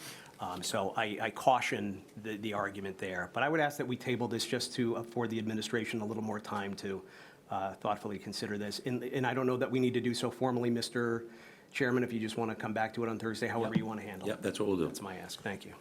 The mayors, we took the MMA out, but we didn't vote on the mayors. Could I also make a motion that for this, and we can do it with the others, let's talk about the interns for a moment if we could? 31,730? Yep. Is that number still, that number, by the way, is it's one of those comment lines, and I know there was some confusion if that was accurate or has been changed. Is that an accurate number? So most internships are not. Can you actually repeat the number? $31,730 Okay. is 10 interns, 10 weeks. I'm sorry, it's more than that. I thought it was like twice that. It is. and I'm reading from the line item. I misread it. It's not confusing. I misread it. Is that right? In interns, $63,750 for interns? And then there's a part-time employee. I don't know what that part-timer is for 31.7. Is that the entirety of the internship program or just the mayor's internship program and it just? Through you, Mr. Chair, the $63,750 is the mayor's internship program for 10 positions.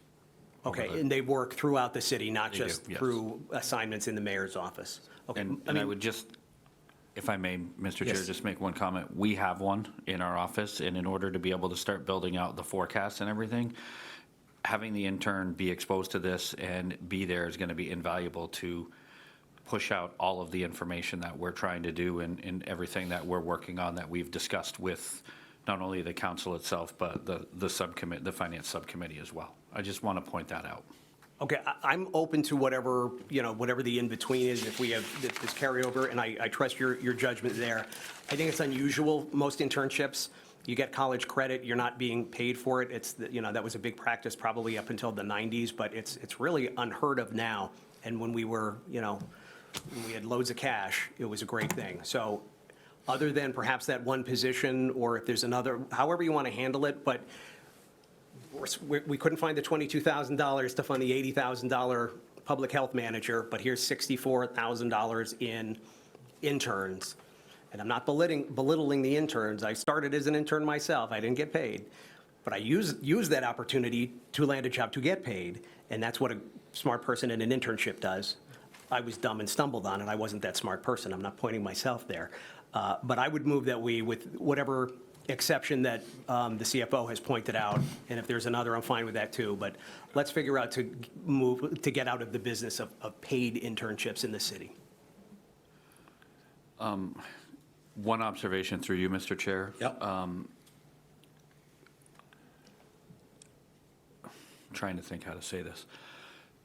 I think it would be difficult to do it at this point with the interns having been hired through the summer, and most of them have relied on the representation that we've made that they would be here and may or may not have had other options that would have been available to them, and they chose to exercise being an intern here. And so I think that it would be difficult, and I think it would be difficult to eliminate them at this point. And So they're already on board. I didn't, okay. Some of them are already on board, yes. So, and I would, or all of them are, okay. Okay.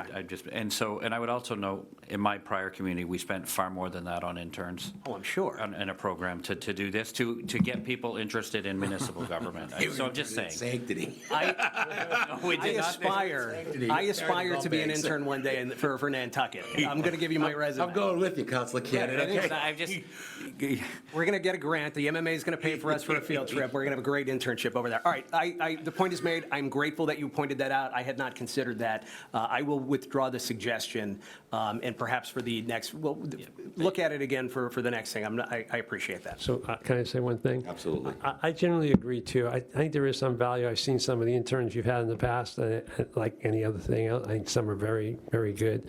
Others, I'm not sure if they were as motivated by the work as they might have been by the money, because we pay pretty well for the summer. So I agree with Councilor Cannon, though, especially in difficult times. And we're not in a position to eliminate it at this time for the reasons you just stated, but I do think it'd be value of the discussion and whether we want, because we're never going to be in a position to eliminate it or even have serious input on it if at this timeline, because they'll have already started, so to speak. So I think I'd like to hear more about what the value of the program is, because it is a good program if you're the intern.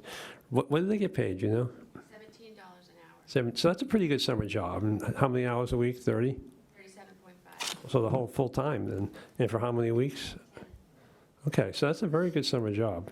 So, and for the pay and experience I'm talking about, it's a good summer job.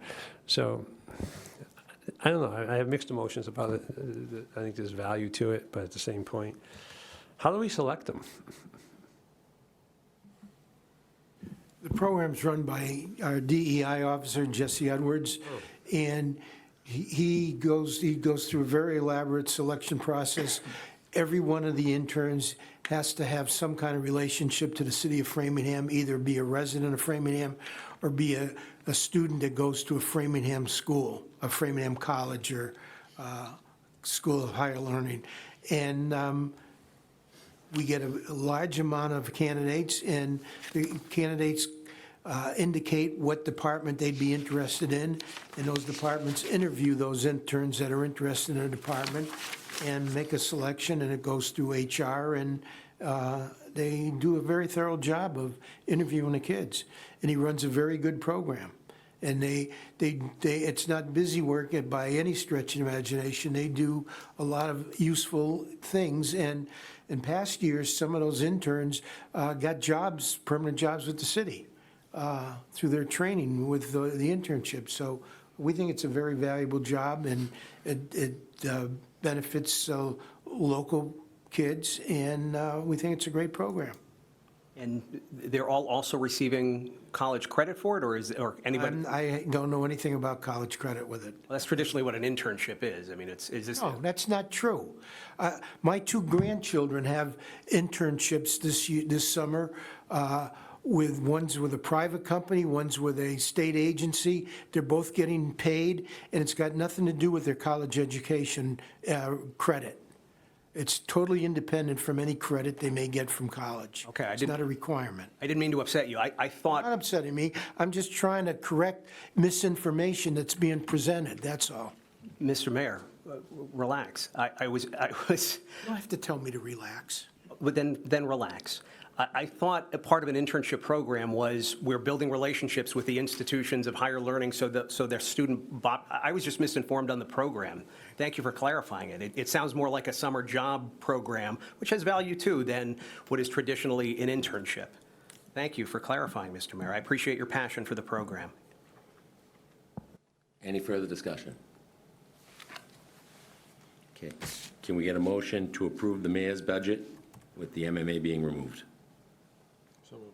Got a motion by Councilor King. Is there a second? I'll second for discussion. And no further discussion. All those in favor of the mayor's budget as presented with the MMA eliminated, say aye. Those opposed? 4-1. Okay. Loring, we're going to take up on Thursday. Kathy, please make a note of that for us. And we're going over here. I got to bring up the picture of the other sheet.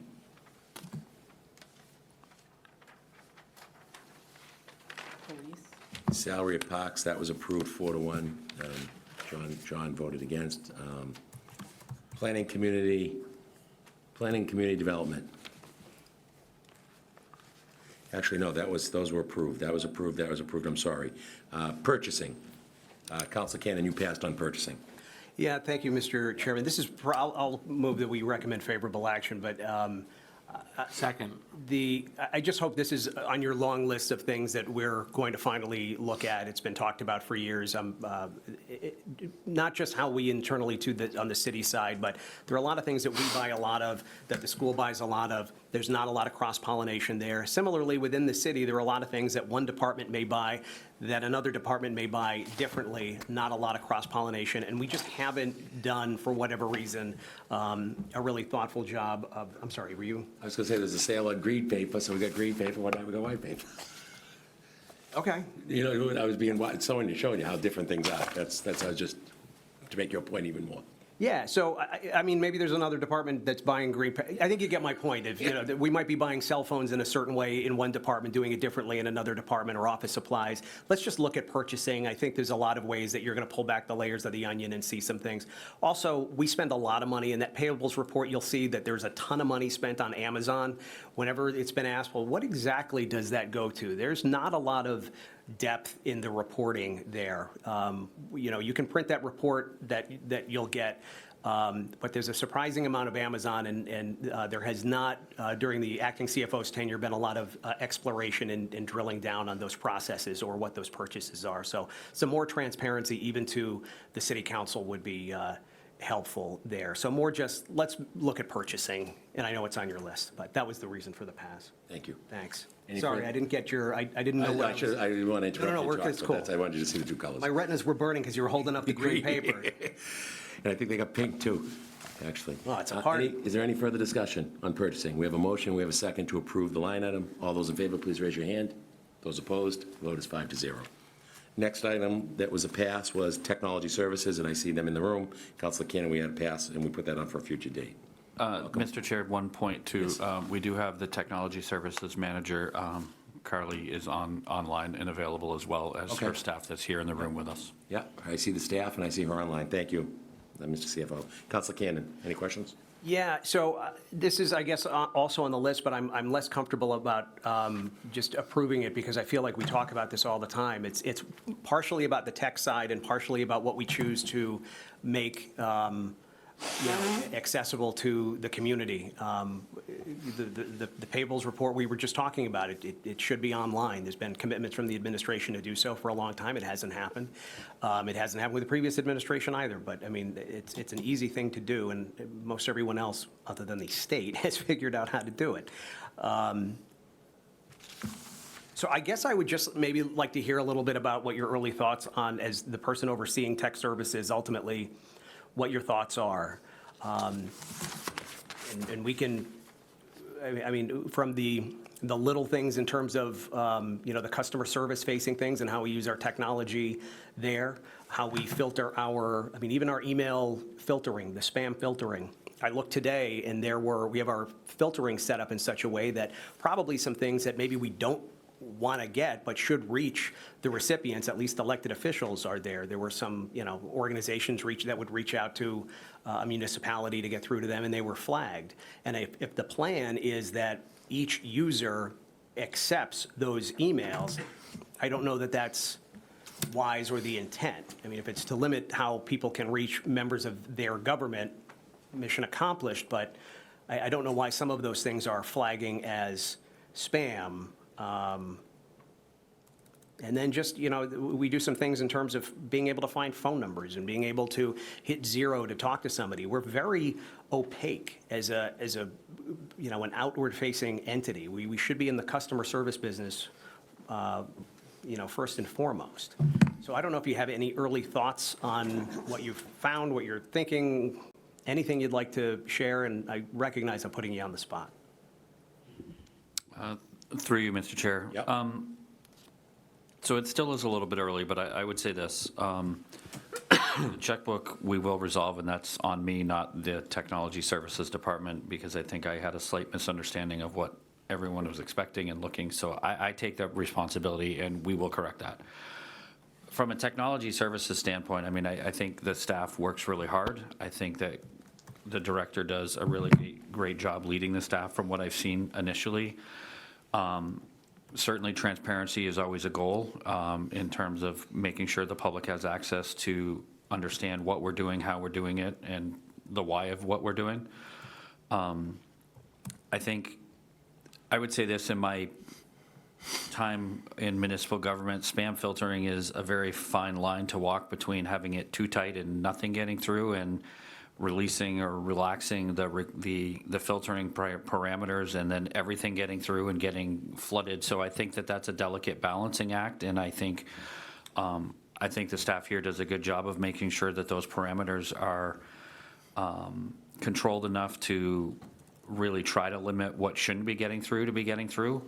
It's something I can go back and sit down and talk with them about and look at, but I think they're very, my opinion, based on the initial time that I've been here, I think they're forward-thinking. They're working on, an AI policy and developing that because it's rapidly evolving, and I think it's really critical that we have a policy and understand how we would integrate that into our operations, and the director has taken the lead on that. I will say that my prior community was probably very, very far out in the forefront of this and has presented, ironically, at the MMA a couple times on the policy on AI, so it's been there, and I think we actually did attend, at least one or two members of Technology Services attended that presentation on it. So I think they do a very good job, and every department can probably always do better. I mean, the accounting and CFO, my office can do better in how we deliver the services to everybody. But my first impression over the last 5.5, almost 6 weeks, is that they're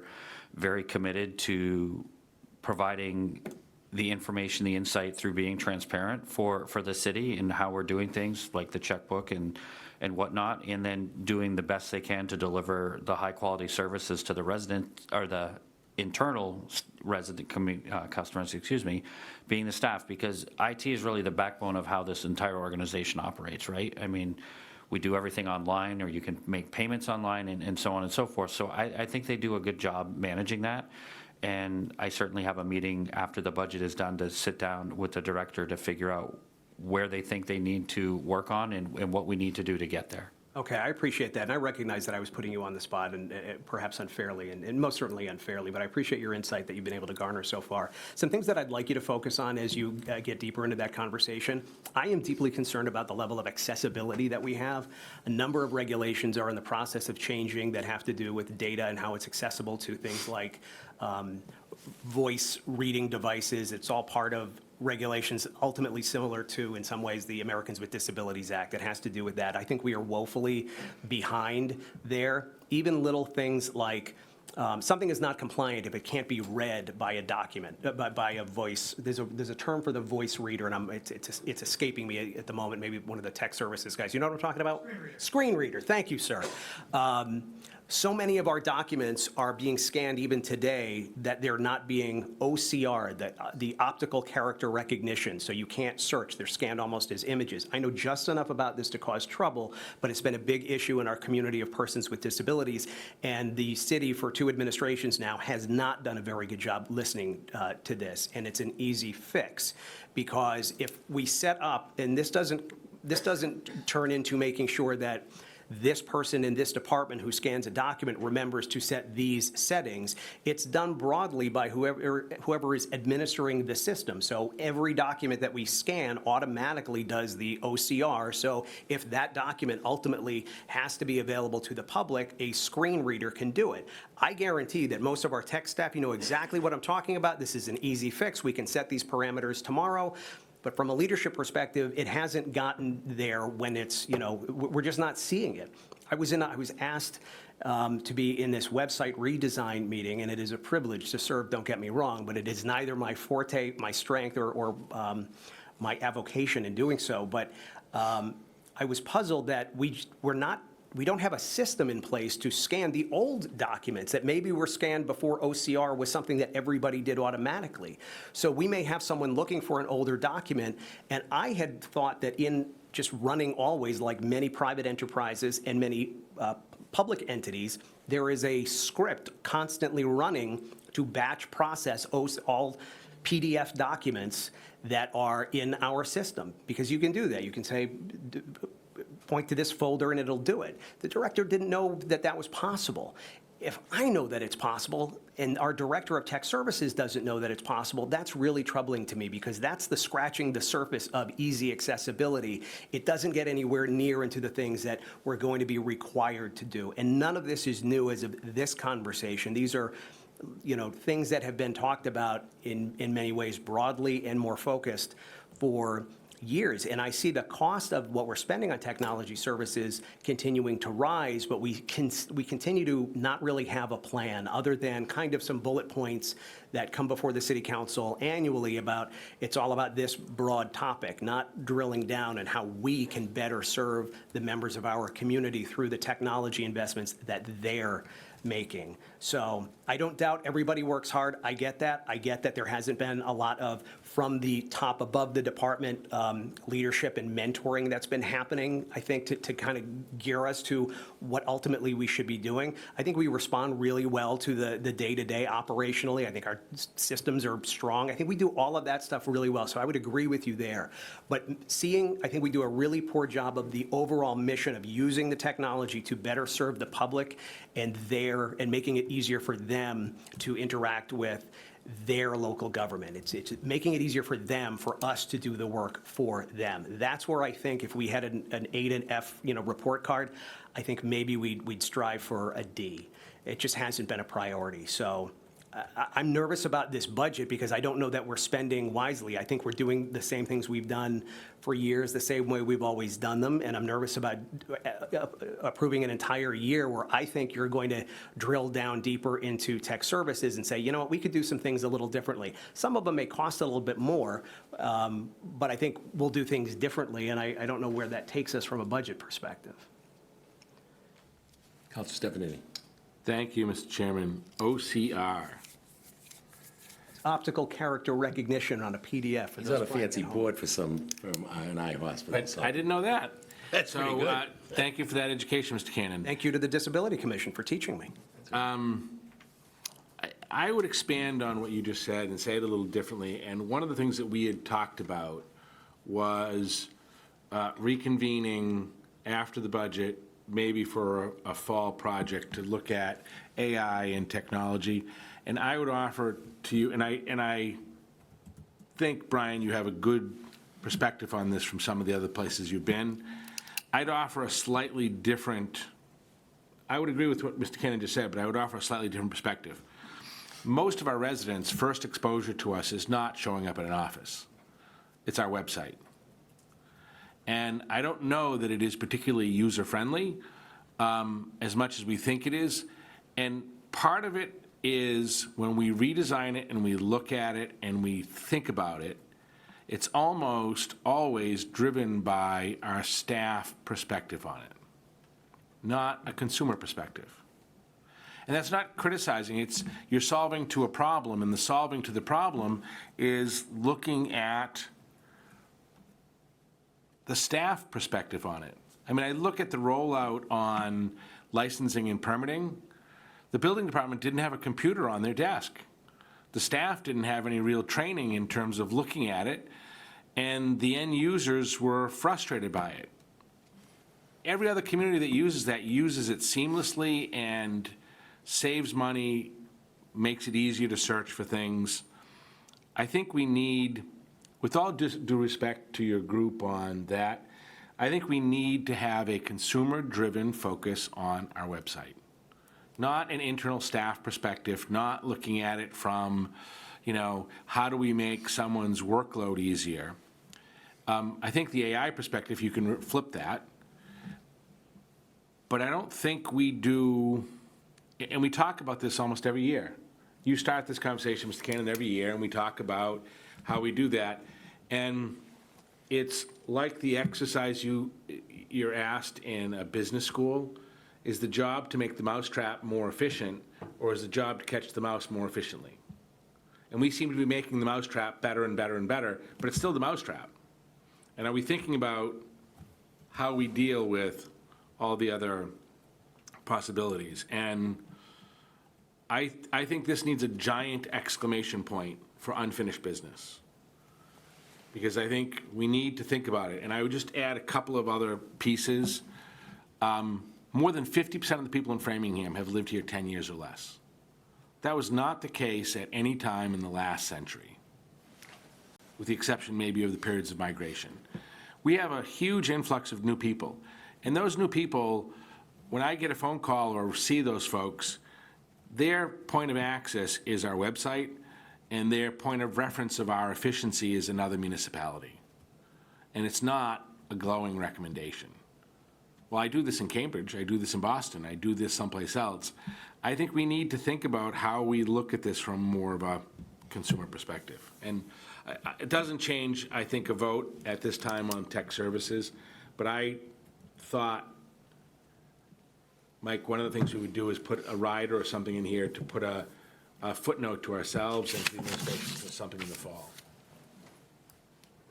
Yeah, so why don't we, if we haven't done so, do we need to formalize those, come back and I don't know. I've been taking notes throughout the process. Not that, I've tried to keep notes of the things we've talked about for looking back. And when we get to the end, like I've done before, I'm going to have a handful of things to look back at. We can vote on and present to them to do. Good. Okay. Purchasing. We have a motion. We have a second for the purchasing budget. Any further discussion? Seeing none, all those in favor of the purchasing line item, raise your hand. Well, 5-2. Tech services. services or purchasing? No, that was purchasing, we just voted. We're on tech, yeah, I'm sorry. Tech. Did purchasing. Yeah, nope, tech services, you're right. I apologize. Line item for tech services, there was a motion to second it. All those in favor of tech services, I apologize, 5-0. Yep. The next pass item was veteran services. I'm too far ahead on my list. Chair, I had a pass on police. Did we, no? No, it's Do you on- not? I could be my mistake. Let me look at not on my sheet, I don't have it, and let me look at, We didn't, Okay. I don't think we That might have voted been my it, so mistake. We did vote it? I don't think so. yeah, I we- don't it was, think we did. it was voted. Oh, it was one of the. It was one of the ones originally, had nothing on it. It was voted in the first batch. You can always reconsider it Okay. if you want to talk. No, about it. that If you was have a just question, we my can- note. Nope, I don't have any. I got my sheet of Marion's. I took a picture of hers just because instead of getting up and down, I was going. Okay, so we're back to veteran services. Anybody have any questions on veteran services? I'll move that we recommend favorable action, but let's also, the same thing we've done with, let's make sure we fill, I think there's some opportunity for us to look at things. We have a new VSO and new alignment with the reorg coming, so I don't think there's immediate action other than us voting this favorably, but I appreciate the administration's work on providing more support to our veteran service officer under the library. I think that's a good move. Second. Got a motion by Ken and a second by Stephanie. Any further discussion? Seeing none, all those in favor, raise your hand. 5-0. Next was snow and ice. That was yours, Council King. I have no further question on that, so I'll Do we move. want to do the thing a little like last year, so they have to come back for the money? No, I don't, actually. Okay. I mean, Ken, if you want. I know it was you the last time, Ken, so if I'm you just want, it asking. was me, and I was learning last year because I watched you guys. I would like to have the same reports, but I don't feel it was that useful as it turned out. So I would move approval. It was a bad snow year. I got a motion by Council King, a second by Council King. Is there any further discussion? Seeing none, all those in favor of snow and ice, please raise your hand. 5-0. The next was, I know we voted on the schools so that we could let them go back, but we did not vote on Keefe Tech.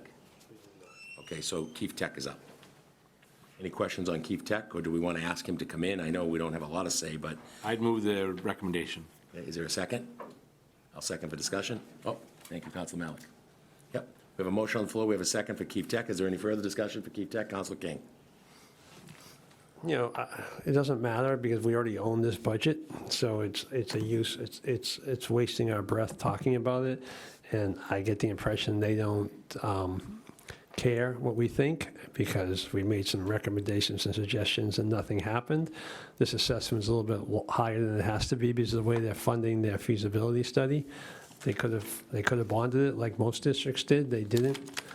I don't think that's right, and I think if they're serious about trying to rebuild that school, which may be a very, very, very good idea, I don't know, but if they're serious about that, they really should start talking to their largest shareholder, because, they come here and do their show with the superintendent and all, but we have no influence whatsoever. I'm fond personally of at least a couple of people I know in that school committee, but I don't feel like they've represented our needs or interests. And I hope we look, as we have some vacancies there, to try to find people who at least are willing to understand this very, very important project they're undertaking, the possibility of building a new school, which will cost God knows how much. And not only is it a new school, it's a new school that may be 1.5 times as big as the present school. So they're expanding and building a new building. And it gets extremely complicated, extremely theoretical very quickly. But the way that regional school financing works, it could have a major, major impact on our budget that we have no control of. It is not out of the possibility they could find a way to build that school and sock us with a cost of it that we have no say over, and that we have no guarantee, at least, that we can exclude under Proposition 2.5. So those are my concerns. They seem to be going along their way to building that school, or not building the school, but exploring building the school. They're a little behind where we are trying to build our school, actually. But so I find it disappointing they haven't even been here this year. But like I say, we own this budget because the other 4 towns have already approved it. So we're legally, doesn't matter what we vote on this because we have to pay it. It blows my, that school's gonna be over $500 million, won't it be? It's a crazy number.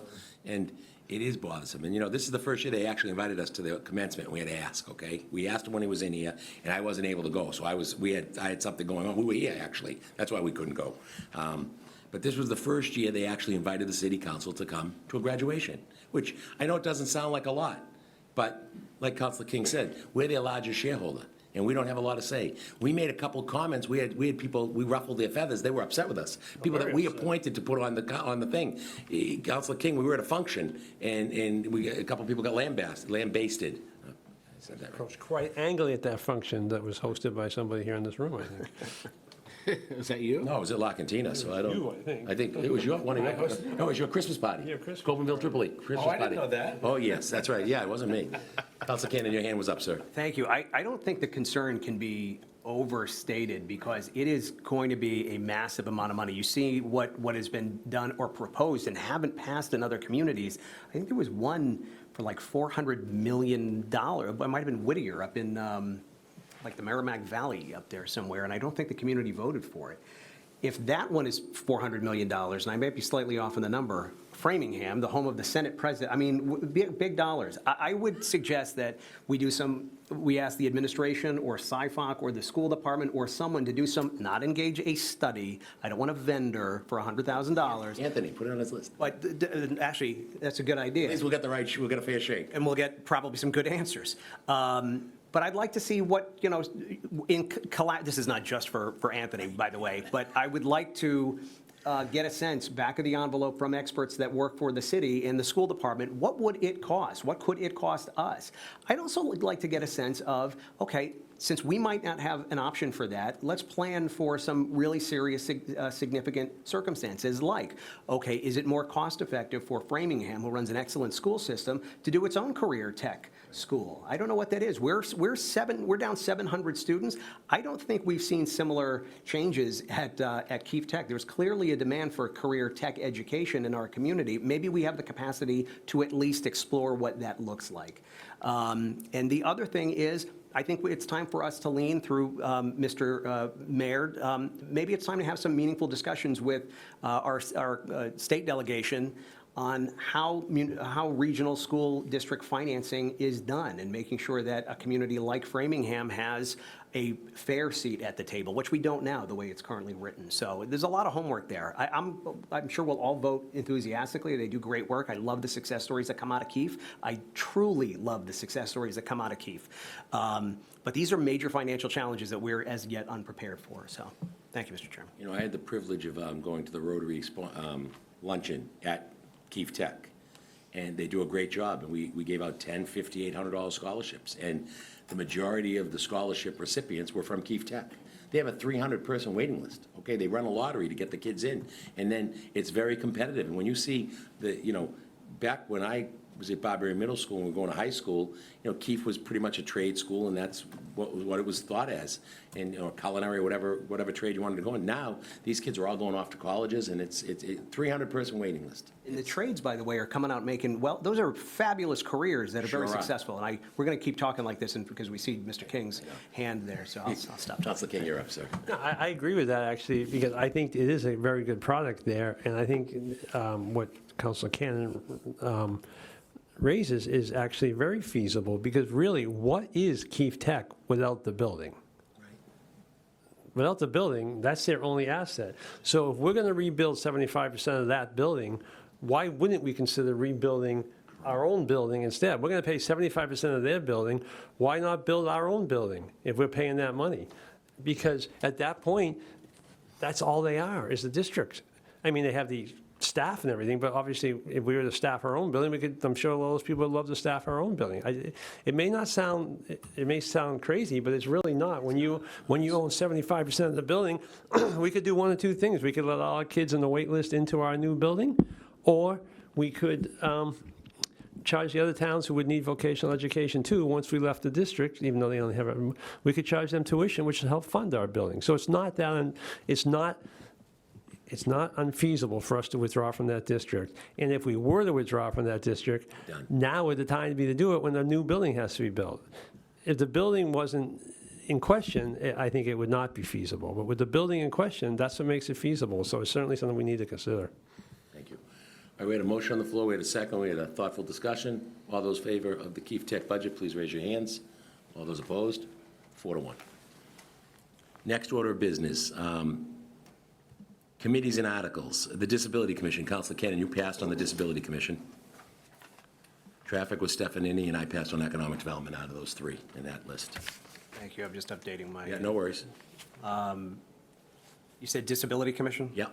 I think you were going to make a statement of. Yeah, so this is one of those things on the list. I've been very, I think the new CFO I'm already seeing the positive results, the impact, culturally. I feel very good about the future of our city financially, where we're going, how we're going to get there. And you've done that in a very short amount of time. When things settle down, we've talked about this a little bit. We need to do a better job. I've been really troubled by how, for a long time, our city has treated our Disability Commission. There are some things that handle money on behalf of our taxpayers. I've been really, really troubled. I don't think we've improved that in the past several months prior to your arrival. So when things settle down, I am hopeful that you can, and I'm happy to be a part of that meeting if it's helpful, because I do work a lot with the Disability Commission. There are some very simple asks that we need to deliver to them. Your office you have stewardship of some of their funds, and we all have to work together to make sure that they're best used. I'm sure even without my prompting, you're either already identifying them or will do so very quickly. But let's make sure that sooner than later, we've got some good processes in place so we can focus on the mission rather than squabbling about, reports that for whatever reason aren't, we're not doing our part as a municipal enterprise. So we can talk more about that, but I'll move favorable action as a recommendation, Mr. Chairman. Okay, I think we voted on all the other committees, so we're going to do these one by one, right, Councilor King? The three that we passed on? We passed, yeah. Yeah, because we passed on the only, okay. Only ones we passed on. Okay, so Disability Commission, we got a motion by Councilor Cannon. Is there a second? Second. Seconded by Councilor Stefanini. Any further discussion? All those in favor that are in the room, raise your hand. 4-0. Councilor Malik left for a minute. Traffic Commission, that's you, Councilor Stefanini. Thank you, Mr. Chairman. Mr. Mayor, where are we in terms of resurrecting your proposal around traffic department and that discussion? And I noticed there was a little bit of movement this year in some of the stuff within DPW. Well, the way the budget is set up, it's kind of operating the way we propose it to operate. is. And they're doing a very good job. Matt Hayes is the head of that section, and he's doing a great job coordinating all the requests that go before the Traffic Commission and bringing them before the City Council. And I think it's working very well. I would agree with that. So you have whatever, within this, you have what you need. We're set. Okay. We're all set.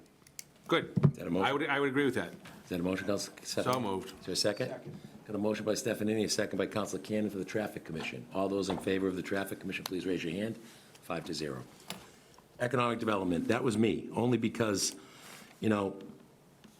we cut the budget, okay? And I know we have to find money, but we need to be serious about the EDC, you know what I mean? And I know it's important to you, but Marlboro's cleaning our clock. I only compared this. I gave this, so I'm not going to give the same spiel I gave that night I went off on the list I had. But even Natick cleans our clock, and it's just, we got 2 exits off the Mass Pike. I know people laugh about it, but we do. Tony Colonna got us 2 exits off the Mass Pike. People, Framingham is a great place to live, work, play, and do business. And I don't think enough people know it, okay? Our commercial tax base is strong. We've got great corporate citizens, a lot of them that want to give back, and I've said this over and over again. I'm working on a list to get to Park and Rec. It's not Jim Snyder anymore, but I'll get it to Allison. We got people that want to give. They want their name up in lights. They want to contribute. They want to be good corporate neighbors. I looked at something today, Mutual One Bank, $80,000. It was on their website. They just gave away. And we need to bring people into Framingham. We're lucky that they're repurposing those buildings. We're lucky we got TJX that's spending money because people aren't buying office buildings. Staples, they picked 4 years ago, $95 million. You can buy it for $40 million today, okay? It's on the market for $40 million. You got a building on Speen Street, on Old Con Path that I took someone to look at the other day. They want $3.2 million. Guess what? It's not worth $100 a foot. These buildings need to be repurposed. And not just apartments, okay? Apartments are important, but we need mixed-use development, okay? We need some corporate and some commercial tax base that's strong. And if we're serious about EDC, we need our legal team here in the city to get things done a little bit more efficiently. I know they're swamped, but get the language that you need so that you can give to the EDC whatever needs to be given to give them a project. Because right now, they're just floundering. And I think we've heard the same report over the last couple of years at the Framingham Business Association. And you actually put together a great group of folks, successful business folks in the city of Framingham, a group very diverse, real estate mind, Marlene Aaron, not many much better, all the way downtown Framingham to Patrick Massesso, all business people that you put on that want to do something and want to get moving. So I'm hoping, I understand why the number's the number, but hopefully we can get them something that they can get a project and they can self-generate some money and take on more projects. That'll help you and help the city of Framingham. And I know it's important to you, so I just wanted to show my passion for it. And I appreciate the work those EDC folks are doing. I think Dennis Cardiff, Doug Lawrence, I'm going to forget some folks. I think they're doing a great job. And I think we need to let them know we want them doing a project. So the sooner you can get Ms. Fallon to write whatever she needs to write, so that you can do something with the parking garage or do whatever project you're going to start with. I think we need to get started on it sooner rather than later. Councilor Stephanie. Thank you, Mr. Chairman, and I made a note that if I had real estate issues to call Marlene Aaron. So. You don't think I needed a conflict here tonight, do you? Marlene Aaron is great at what she does. I know, I figured you'd like to give it to me. I figured I'd just tweak you. I think you said that well. I am not. I know that this puts some risk in this budget because it's funded at $75,000 instead of $150,000, whereas last year. They do have some reserves, and I do think it puts the pressure on not just them, but the administration and the council to do something. And the reality is, we're not competing with Marlboro, Natick, Waltham, in part because of our sensitivities around TIFs, where they use them all the time. Our difficulty in figuring out how we get 8 votes for zoning, to figure out what's going on, our ability to solicit and secure grants and everything else. And I know we passed over this, Mr. Mayor, and I know, we all sort of joked about it, but I see, if you ask me what are the 3 or 4 or 5 risks that we're taking on in this budget, I've told you the 2 that I have the most trouble with. The community development and planning, not having an assistant director, and the busiest person in this building, and I know you have lots of busy people, is Mr. Sarkeesian. And it's wonderful that he's prepared to work more and go to more meetings and everything else, but he is in the money-generating department. And we talked about this the other day, and I think there was some light shed on the discussion relative to Vios Theodorakis, who's our largest property owner in downtown, sitting through 7 meetings without us getting to a decision. That's as much on the council as it is on the mayor and the solicitor. And I think I'm not disagreeing with you, I just think that we need to reflect on ourselves as well and figure out what do we do to break roadblocks, to figure out how we do the projects that we want to do and get them done, whether it's the Saxonville Fire Station, the Pearl Street Garage. We have lots of underutilized assets. And as an example, the Pearl Street Garage, tethered to development of that area, which is low tax, challenged properties, could generate another $1 million a year, just that one project. I got a call today. I had help with Verizon pole. All right, there was a Verizon issue and an Eversource issue for Daniel's Table. They couldn't get a pole set. Nobody calls me to say, hi, how's your day going, Phil? How's your day going? They all call, they want something or they need something, okay? Including people that live at 630 Salem Inn Road, okay? We'll leave it at that. But and I don't mind helping. This is what we signed up for, and I enjoy that I was able to pick up the phone, make a call, get it done, and the poll's getting set tomorrow. But that's what we do. That's what we're here to help people. I'll say it best. Mr. Tassino, when he ran the building department, it was the solution business. You don't go up there and they tell you how not to get a project done or how they're going to make it more difficult. He would guide you how to get it done. And that's what they're supposed, in this whole building, that's what it should be. That's the culture. And we need to be in the solution business. And Saki's like the Energizer Bunny. I'll give him all the credit in the world. He's everywhere. And you can only do so much. And I'm looking forward to EDC. I really am, because I think there's a huge opportunity for us to do something with them and them to be I think they'll self-generate, and you got a unique group there right now that you put together. You chose the group, and you put a good group together, and it's time for them to go do their work. And, some of them are semi-retired, some, one gentleman is more semi-retired than another, and, they've got time, and we're getting their value for free, all right? They're doing this to help the city of Framingham that they love, and it's all good, so I'm good with that. I just wanted to put my passion out there for EDC and what they're doing, and it's, you look at Chris Egan, I'll throw it out there, they got brought up at the EDC at the FBA meeting. I don't think he's helped them out and gave them space so they could operate, and, they have meetings, and it looks like a professional, it looks like they're doing what they need to do. So you're not walking into a coffee shop having a meeting, you can actually go to a conference room and sit at a table and talk to folks. Councilor Cannon. Thank you. I think you need to do something that's bold. Give them control of multiple properties. Let's give them the tools. They're going to rise to the capacity that you provide them.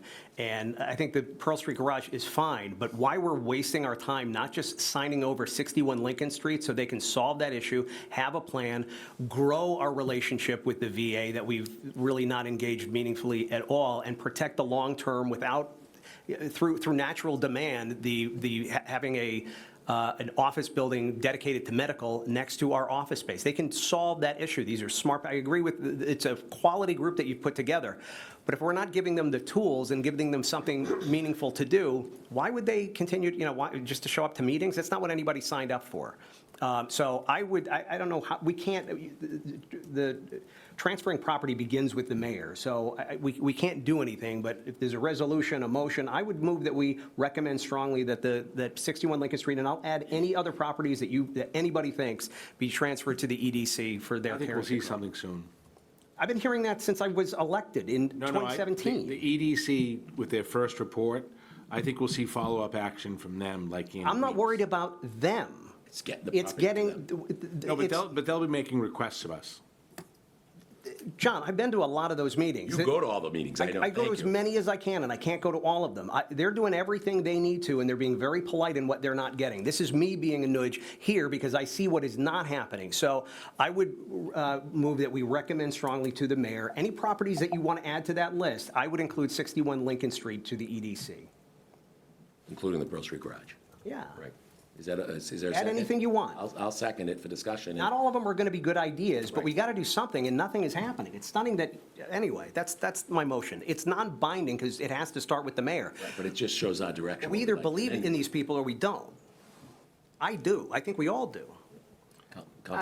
Just point of process that we're talking about the budget, this seems like this would have been a motion appropriate for when they were here doing their presentation about their priority areas around the city. I was hopeful that there would be. I'm pretty excited about. Yeah, I would be hopeful that we would have seen from the administration some action since then. We haven't. Well, we did, 75,000 to cover my budget. Well, okay, so we saw that. Long-term, I'm not worried about that. Short-term, I am, because I do think that, some of those folks could see that, as I initially did, and saw that, well, the city's not committed to this. I think we illustrate that commitment by showing we're going to give you the assets that we've not done a good job with. We haven't been a good steward of 61 Lincoln or the Pearl Street Garage or the properties in Saxonville or whatever those are. What is the worst that could happen? What worse than is happening now could happen? So there's the motion. I'll amend it. Any friendly amendments you want. Seconded it. So, Mr. Chairman?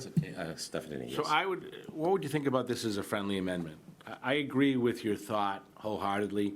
I think it requires more notice and more discussion because of the complexity of it. Sure. What if we take and amend your motion to set for our first meeting after the budget is done, a discussion on economic development and tools and resources for the EDC? I mean, John, I got to tell you, I'm just tired of having meetings for the sake of having meetings. And everybody talks, and we get a lovely presentation that we've heard 18 times. Take some action, at the very least. This is the will of the council saying, let's do what we've asked these people to do. So if I believe that that would yield any result, because it hasn't in the last however many years, I'd be all for it. But take some action. I'm not suggesting we don't take action. But we I'm can suggesting we actually- take thoughtful action. We can take I'm not this suggesting we don't take thoughtful action. This is a broad thing that obviously a number of I'm people have. suggesting 2 weeks so that we can take and look at what properties, what assets make sense. Because I could see including in that a statement on TIFs, because we have a policy on TIFs. Sold. I could see us including in that several other properties like the Saxonville pumping station. 61 Lincoln, I think, is challenging because the property rights, we don't have any property rights in it for another 6 years, 7 years. So they will have to work with the city, who will have to work and take action possibly with the Inspector General's We office. can only transfer to them what we have, and we don't have any property rights in that property for 6 or 7 years. And the things that need to be done to make 61 Lincoln work, which you know as well as I do, require council action and the mayor. And so maybe we ask them for what we need to do.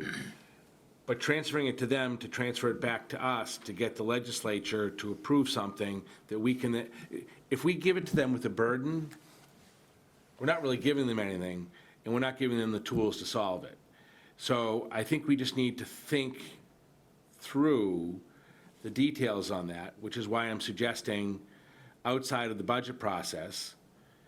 I couldn't agree with you more in terms of the importance of it and the need to do something. I just think if we're going to actually get something, we need to think through with some precision. I could vote the Pearl Street Garage tonight. I hope you're right. I mean, I'm happy to withdraw it. I'm not suggesting withdraw it. I'm just suggesting that we take this very important, thoughtful conversation and maybe even invite these folks in, because they may give us some ideas and some thoughts, but do it as the first meeting after we get done with the budget. That's not far off. That's fine. That's fine. Obviously, there was more to the spirit of what I'm illustrating, I know because that. it's a non-binding resolution that. It was the spirit, to get everybody on the right page. Right, I mean, that is the result of what is there. Find the way, and if the city needs to do things, which we've all talked about for years, that are doable, let's see some action there, so we can give them a tool that they can run with, and that we can preserve as medical offices, instead of that building continuing to, dwindle. I agree completely. We could have a meeting, is the 23rd a Tuesday? Or do we have a council meeting the 23rd, Council King? Depends. Okay. We don't, but We don't depends schedule. on the budget. Because the 24th, I have surgery, so for the 23rd, if we had a meeting the 23rd, I'd put this on the Finance Subcommittee the 23rd in the budget, but you don't think the budget will be done by then, do you, Council King? It's only one more I would vote. think we're The close. budget is next week if we Right. get done. So tonight, right. So we wouldn't meet the 23rd if that's the case. Right, okay. We'd meet in this finance subcommittee the 23rd. We'd meet on the Certainly on Finance pace. Subcommittee, right. Yeah, yeah, Okay, yeah. perfect. Yeah. Okay. Is that, I'm sorry if I misunderstood the So, question. Council Ken, I put that on the 23rd, the Tuesday, and 2 weeks out, so we'd actually get something done, so it's on the agenda. It's less about us having I agree. the lively and spirited discussion. I'm trying to find ways that the administration will take action on any one of these things, whether it's 61 Lincoln or not, beyond Pearl Street, because I feel like Pearl Street, although I think there's viability there, is like the most unwanted stepchild of City of Framingham assets, and that's why they're getting it. And it's kind of there's opportunity there. I think there's 3 or 4 people that want it, so I think. I understand, but I recognize the wants there. Anyway, Right. it's a longer You get it. discussion, but I don't want that to be the only thing they get, because that's not why everyone worked to establish an EDC, and why I think there are other properties. Busy people get things done, and they can handle more than one I agree. project at a time. Okay. So a friendly amendment to the 23rd? Yeah, I mean, we don't even need to vote this if we're on the same page here, however you want to handle this, Mr. I think we need to Chairman. vote it, and I think we Okay. need to move forward with I'm going something. to put on for the 23rd. Okay. Is there a motion to approve the EDC budget? So moved. Is there a second? Second. Moved by Council Can, second by Council Malik. Any I'm further sorry, discussion? there's no, because of that cut. Do you want to talk about the cut and why you made that cut, just so we didn't give you the opportunity to do that. It is a fairly sizable one. Well, the question is, how long are we going to continue to subsidize them before they take on a project? The plan is to get a project underway that's going to generate revenue so they can operate independently of taxpayer dollars. And that's the plan, and that's how we're going to move forward. So how do you feel? 75,000, then, that covers half of what we gave them last year. So that gives them the first 6 months of the fiscal year.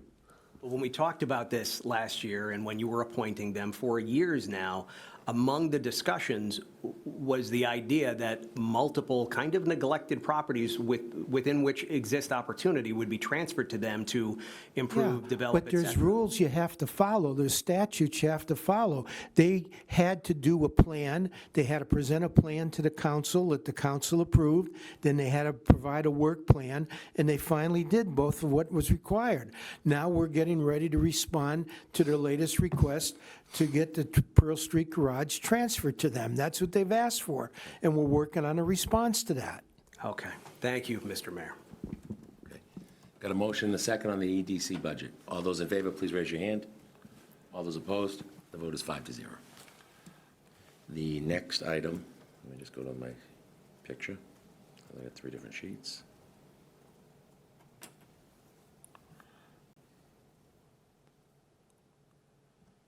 Under insurances, liability insurance, you passed Counselor King, and health insurance, you passed Counselor Stefanini. Everything else was voted. I passed liability insurance. Passed on liability, it has GPK pass, yep.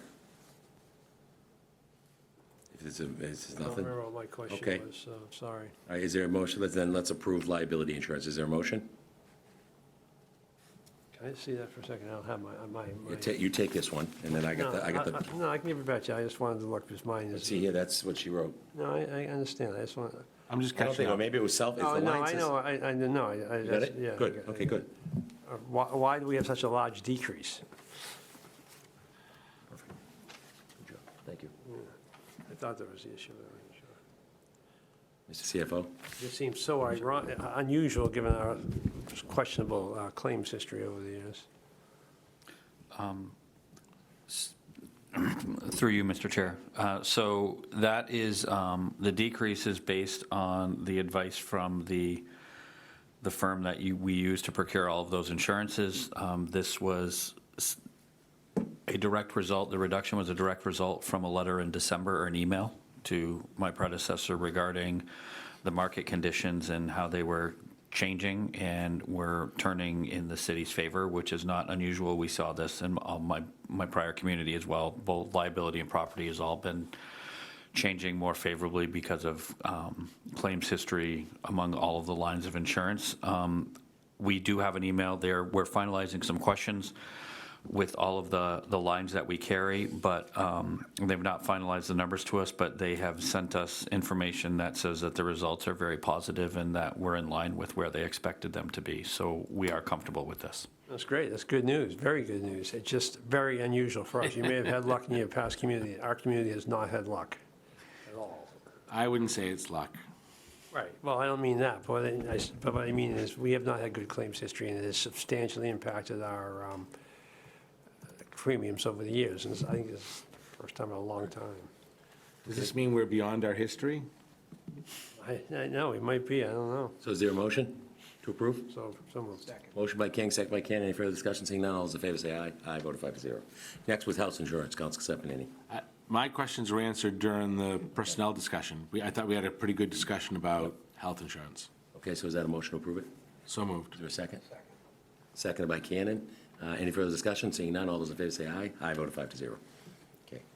Sewer Enterprise Fund, I think that was you, Steph. Let me just look at the. It was, Okay. amongst others. I know, but that was salary. JS passed on Sewer Enterprise. So water and sewer, I wanted to ask, where are we in terms of our reserves and how are we feeling about the operation of this account? I know, Mr. Mayor, you inherited a little bit of a mess here, and you've been sort of turning it around. What is the current health of these two accounts? We are in good shape. As you know, over a year ago, almost a year and a half ago, we had a complete revision of the water and sewer rate structure, and we've implemented that. And as a matter of fact, I have a meeting scheduled in the next couple of weeks to review the success of that rate revision.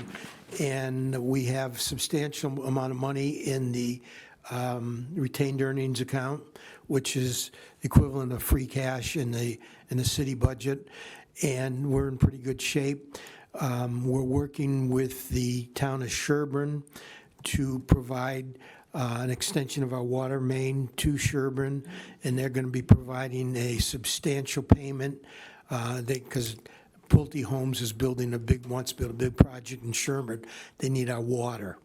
So they're going to be paying a huge premium to the city of Framingham once we implement that agreement, and it's about 99% complete. So there'll be a big influence of funds into the retained earnings account from that payment. We're collecting, as a matter of fact, we've collected all of that back money owed by the Bishop Gardens condominiums. That's all up to date now. It's another chunk of money that's been put into the retained earnings. So we're having a meeting in about 2 weeks to review the situation there. And based on the review of that, we'll make a decision whether we want to take a new look at the water and sewer rate structure and see if we can give some relief to the ratepayers based on the success that we've had in improving our operation down there. Of course, we've got the new meter replacement program underway. That's been very successful so far, and that's improving our ability to collect what's owed us on a water and sewer rate. So we're doing very well, and we're going to review the situation and decide whether or not it's appropriate to have a new review of the water and sewer rates, and whether or not we can give the ratepayers some relief. So thank you, and I appreciate that you've turned this department, these two areas around completely. I would say to you, at least from speaking for myself, I think you need to look at two things. One is returning something or figuring out how we tamp that down, because we had a dramatic increase. I forget what the numbers were, like 18% 2 years in a row, but it was significant because of the deficit you inherited. And we used all that ARPA money, which seemed like a complete waste of money to me.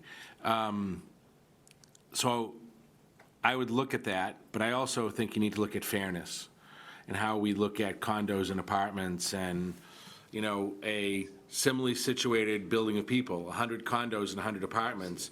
This one's at tier 3, these people are all at tier 1, or however that actually works out. I don't think that's a today project, but I'm glad to hear the health of it's good. I'm glad to hear the reserve funds are where they need to be, and look forward to hearing from you more on that. Okay, so is that a motion? I would move to approve it. I have a question. Oh, okay, can I get a second for discussion? Second. Second by Malik for discussion. Thank you, Councilor Malik. Councilor King, question. So first of all, congratulations on collecting all the Bishop money, the $500,000+. And I echo the comments. I think the administration has done a good job restoring the stability financially to this system. The one question I would have is the five, and I understand you guys knew nothing about it, but that's my question. I don't really understand why, because we found out about the $500,000 when someone who lived there contacted me and asked about it and complained about it. And obviously then I asked you guys and you looked into it and it was there, but no one had reported it to you previous to that. So has those reporting systems been changed, and are you confident there are no other outstanding bills in the city anywhere near that significance at this point? We're still looking at other large unpaid bills. Okay. We're still looking for those. I won't ask you where, but do we know if there are some? I mean, do we believe there are some now? I think there's a few.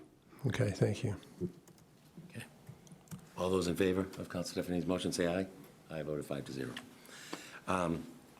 You had the same questions under water. We covered it under. Okay, so is that?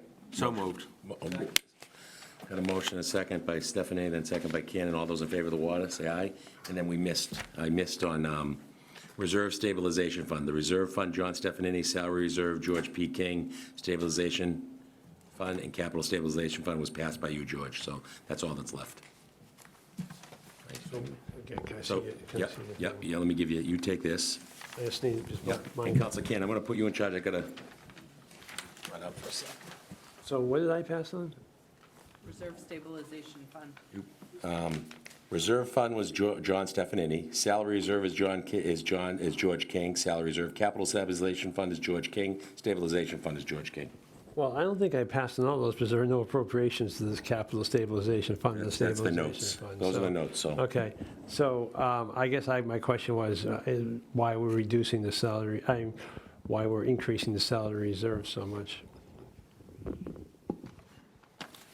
Mike, you okay? I'll be right back. Through you, Mr. Chair. So the increase in the salary reserve is directly related to the vacancy management that we are undertaking with police, fire, and DPW, where the vacancy analysis had shown approximately $1.1 million on average over the last 3 years had been returned. I remember that whole discussion, so I don't want to have to go through the whole thing again. That's the reason why it all Yeah, went so up. the 550 is half of that 1.1 million, and it's put there, so if something happens out of context that we didn't anticipate, we have a little additional coverage to fix that situation outside of the normal reserve. All right, that's all, thank you. That was your frictional vacancies. Correct. I remember the discussion. And the reserve fund, what is our reserve fund at now? I don't, through you, Mr. Chair, I don't know if it's been used. I'd have to go and have that answer for you on Thursday, because I don't know if they've come before you for. Not been used this year. Okay. So then it would still be at the same allocation from last year, which is at $200,000. And stabilization fund? I'll get the balances for those. We did not allocate any money that I'm aware of through the budget process last year. So whatever the balances were, I will have those for Thursday for both of those.